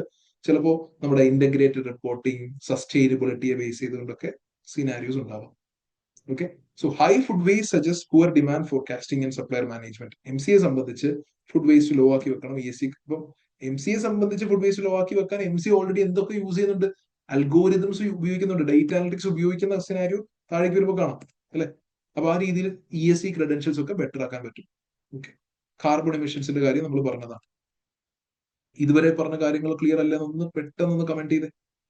ഇതുവരെ പറഞ്ഞ കാര്യങ്ങൾ അങ്ങനെയാണെങ്കിൽ ഈ ഒരു പാരഗ്രാഫ് കൂടെ വായിച്ചിട്ട് തൽക്കാലം എന്ന് വൈൻഡപ്പ് ചെയ്യാം, since the time is almost 8:30. ഇതുവരെ പറഞ്ഞ കാര്യങ്ങൾ ക്ലിയർ അല്ലേ? ഓക്കെ, ഡൗട്ട്സ് എന്തെങ്കിലും ഉണ്ടെങ്കിൽ ഫീൽ ഫ്രീ ടു കണക്ട് കേട്ടോ. ശരി, അപ്പൊ അടുത്തത് ഇൻഡസ്ട്രി റെഗുലേറ്ററി ബോഡി. ഇൻഡസ്ട്രി മുഴുവനും റെഗുലേറ്റ് ചെയ്യുന്നത് AFSA എന്ന് പറഞ്ഞ ഐലാൻഡ് ഫുഡ് സ്റ്റാൻഡേർഡ് ഏജൻസിയാണ്. This agency is responsible for food safety and food hygiene in island. ഇപ്പൊ നേരത്തെ പറഞ്ഞ ഫുഡ് പോയ്സണിങ് അല്ലെങ്കിൽ ഒരു സീരിയസ് ഇൽനസ് ഔട്ട് ബ്രേക്കിന്റെ ഒക്കെ സിനാരിയോ പറയുന്നുണ്ടായിരുന്നു. നമ്മുടെ നാട്ടിലല്ല, പുറത്ത്. അപ്പൊ അങ്ങനത്തെ സിനാരിയോ ഒക്കെ വരുമ്പോൾ മേ ബി ഇവരൊക്കെയാണ്, ഈ ഇൻഡസ്ട്രി റെഗുലേറ്ററി ബോഡിയൊക്കെയാണ് മേ ബി ഒരുപാട് കണ്ടീഷൻസും റെഗുലേഷൻസും ഒക്കെ പുതിയതായിട്ട് കൊണ്ടുവരുന്നുണ്ടാവുക ഫുഡ് സേഫ്റ്റി ഒക്കെ ആയിട്ട് ബന്ധപ്പെട്ട്. അപ്പോൾ high compliance pressure. AFSA set strict standard for food safety and hygiene. MCയെ സംബന്ധിച്ച് MC കോൺസ്റ്റന്റ് ഇത് മോണിറ്റർ ചെയ്തുകൊണ്ടിരിക്കണം. നോൺ കോംപ്ലയൻസ് ഉണ്ടെങ്കിൽ ഫൈൻ അടിക്കും എന്നുള്ള കാര്യം സിനാരിയോയിൽ പറയുന്നുണ്ടോ? ഇല്ല. അതുകൊണ്ടാണ് നമ്മൾ ഇവിടെ എന്ത് എഴുതിയത്? Could lead to fines, could lead to suspension of licences, reputational harms. Okay, ഇനി അടുത്തത് ഓപ്പറേഷണൽ കോസ്റ്റ്. മനസ്സിലാക്കുക, നിയമങ്ങൾ ഒരുപാടുണ്ടെങ്കിൽ ഇപ്പൊ നിങ്ങളൊന്ന് ആലോചിക്കേ, ഹെൽമെറ്റ് വെച്ചിട്ട് ഇരുചക്ര വാഹനങ്ങൾ അല്ലെ ഡ്രൈവ് ചെയ്യാവുള്ളൂ എന്നൊരു റൂൾ ഉള്ളത് കൊണ്ടല്ലേ നമ്മൾ ഹെൽമെറ്റ് വെക്കുന്നത്, ഹെൽമെറ്റിലേക്ക് നമ്മൾ ഇൻവെസ്റ്റ് ചെയ്യുന്നത് എന്ന് പറഞ്ഞതുപോലെ കംപ്ലയൻസ് വരുന്ന സമയത്ത് കോസ്റ്റ് ഓഫ് കംപ്ലയൻസ് എന്ന് പറഞ്ഞൊരു സാധനമുണ്ട്. എന്താ ഈ നിയമം അനുസരിക്കാൻ വേണ്ടിയിട്ട് നമുക്ക് വരുന്ന കോസ്റ്റ് എന്താ? ഇപ്പൊ MCA സംബന്ധിച്ച് വരുന്ന കോസ്റ്റ് ഈ നിയമങ്ങളൊക്കെ അനുസരിച്ചിട്ടുണ്ടോ എന്നുള്ളത് കോൺസ്റ്റന്റ്ലി മോണിറ്റർ ചെയ്യണം, ഇൻസ്പെക്ഷൻ ചെയ്യണം, ചെക്സ് നടത്തണം, ഓഡിറ്റ്സ് നടത്തണം. മനസ്സിലാവുന്നല്ലോ? അപ്പോ അത് കൊണ്ടുവരുന്ന ഒരു operational cost is high. Okay, again profit കുറയ്ക്കാൻ ഒരു കാര്യം കൂടി. ദിസ് ആഡ്സ് ടു ക്വാളിറ്റി ചെക്കും സർട്ടിഫിക്കേഷൻസ് മെയിൻറ്റെയിൻ ചെയ്യുന്നതും ട്രേസബിലിറ്റി സിസ്റ്റം താഴേക്ക് വരുമ്പോൾ കാണാം ട്രേസബിലിറ്റി സിസ്റ്റം എന്താണെന്നുള്ളത്. ഇങ്ങനെയുള്ള കാര്യങ്ങളൊക്കെ നമ്മുടെ കോസ്റ്റിനെ കൂട്ടുന്ന കാര്യങ്ങളാണ്. കോസ്റ്റ് ഓഫ് കംപ്ലൈൻസ് കൂട്ടുന്ന കാര്യം. Reputation and trust. നമ്മളുടെ AFSAയുമായിട്ടുള്ള ഒരു കംപ്ലൈൻസ് ഡിഫറൻഷിയേറ്റർ ആയിട്ട് നമുക്ക് ബ്രാൻഡ് ചെയ്യാവുന്ന ഒരു കാര്യം. അതായത് എല്ലാവർക്കും AFSA കംപ്ലൈൻസിന്റെ അടിസ്ഥാനത്തിലൊന്നും ആയിരിക്കണമെന്നില്ല. നമുക്കറിയില്ല ഇത് മാൻഡേറ്ററി ആയിട്ട് AFSA അതോ റെഗുലേഷൻസ് ഉള്ളവരെ മാത്രമാണോ ഇവിടെ എക്സിസ്റ്റ് ചെയ്യാൻ പാടുള്ളൂ. അങ്ങനെയൊന്നുമില്ല. ചിലപ്പോൾ വളരെ സ്മോൾ പ്ലേസ് ഉണ്ടാവും, AFSA അറിഞ്ഞിട്ട് പോലും ഉണ്ടാവണമെന്നില്ല. ലൈസൻസ് ഇല്ലാതെ ഓപ്പറേറ്റ് ചെയ്യുന്ന ആളുകൾക്ക് ഉണ്ടാവട്ടെ, നമുക്കറിയില്ല. അങ്ങനത്തെ സെനാരിയോ ഒന്നും പറയുന്നില്ല. അപ്പൊ എന്തായാലും MCA സംബന്ധിച്ച് AFSA സ്റ്റാൻഡേർഡ്സ് എല്ലാം കീപ്പ് ചെയ്യുന്നു. ഫുഡ് സേഫ്റ്റി അതോറിറ്റിയുടെ എല്ലാ സ്റ്റാൻഡേർഡ്സും മീറ്റ് ചെയ്യുന്നുണ്ട് എന്ന് പറയുന്നത് റെപ്യൂട്ടേഷൻ ട്രസ്റ്റും ബിൽഡ് ചെയ്യാനുള്ള, അല്ലെ, അതൊരു ഡിഫറൻഷിയേറ്റർ ആയിട്ട് പറയുന്നത്, ഒരു ഡിഫറൻസിയേഷൻ സ്ട്രാറ്റജി. ദെൻ ഇതാണ് നേരത്തെ ഞാൻ പറഞ്ഞ കാര്യം. റെഗുലേറ്റേഴ്സ്, AFSA പോലെയുള്ള റെഗുലേറ്റേഴ്സ് മറ്റ് ഇൻസിഡൻസ് കൊണ്ട്, മറ്റ് കൺട്രീസിൽ നടന്ന ഇൻസിഡൻസ് കൊണ്ട് ഇവിടെ ഇൻസ്പെക്ഷൻസോ സ്റ്റാൻഡേർഡ്സോ ടൈറ്റൻ ചെയ്ത് കഴിഞ്ഞാൽ MC ഇപ്പോൾ ഫേസ് ചെയ്യുന്ന കംപ്ലയൻസ് കോസ്റ്റിനേക്കാളും കൂടുതൽ കംപ്ലയൻസ് കോസ്റ്റുകൾ ഫേസ് ചെയ്യേണ്ടി വരും. This could also hurt profitability if not managed. Okay, clear അല്ലേ? പറയുമ്പോൾ വളരെ ചെറിയൊരു പാരഗ്രാഫ്, പക്ഷെ ആ ചെറിയ പാരഗ്രാഫിനെ ബേസ് ചെയ്തുകൊണ്ട് നമുക്ക് എഴുതാവുന്ന, അല്ലെ, അതിനെപ്പറ്റി ഒരു ഡിസ്കഷൻ ഒക്കെ വന്നിട്ടുണ്ടെങ്കിൽ, ഒരു ലീഗൽ സൈഡ് ഡിസ്കഷൻ വന്നിട്ടുണ്ടെങ്കിൽ നമുക്ക് എഴുതാൻ പറ്റുന്ന ഒരുപാട് കാര്യങ്ങളാണ്. ഓക്കെ, അപ്പൊ അങ്ങനെയാണെങ്കിൽ സീ ഓൾ ടുമോറോ. നാളത്തെ സമയം ഞാൻ ഓൾറെഡി പറഞ്ഞതാണ്. നാളെ കൊണ്ട് എന്തായാലും തീരില്ല എന്ന് മനസ്സിലായി. അപ്പൊ അങ്ങനെയാണെങ്കിൽ we will extend one more day as well. Okay, അപ്പൊ മീൻവൈൽ നിങ്ങൾ എന്ത് ചെയ്യണം? ഞാൻ ഈ ഡോക്യുമെന്റ് ഷെയർ ചെയ്ത് തരാം. Please do go through. നിങ്ങളുടെ ഡൗട്ട്സ് എല്ലാം ഒന്ന് പാക്ക് ചെയ്ത് വെക്കുക. എന്തെങ്കിലും ഡൗട്ട്സ് വായിക്കുമ്പോൾ തോന്നിയിട്ടുണ്ടെങ്കിൽ അതെന്താ ചോദിക്കുക. ഓക്കെ, നല്ല രീതിയിൽ പഠിക്കുക. പ്രസീൻ എന്താ പറയാ, എന്റെ സൈഡിൽ നിന്ന് ചെയ്യാവുന്ന maximum for the past 3 days I have been investing almost 15+ hours on this. അപ്പൊ അതുകൊണ്ട് എന്താ പറയാ, നല്ല രീതിയിൽ പഠിക്കുക, പ്രിപ്പയർ ചെയ്യുക. ഓക്കെ, പ്രസീൻ നല്ല രീതിയിൽ പ്രിപ്പയർ ചെയ്യുക. അതിനുശേഷമുള്ള കാര്യങ്ങൾ നമ്മൾ പുറമെ പറയാം. Okay, so guys, see you all tomorrow. നാളത്തെ സമയം ഓൾറെഡി ഇന്റിമേറ്റഡ് ആണ്. നാളെ കാണാം എല്ലാവരെയും. Thank you. Have a great evening. By.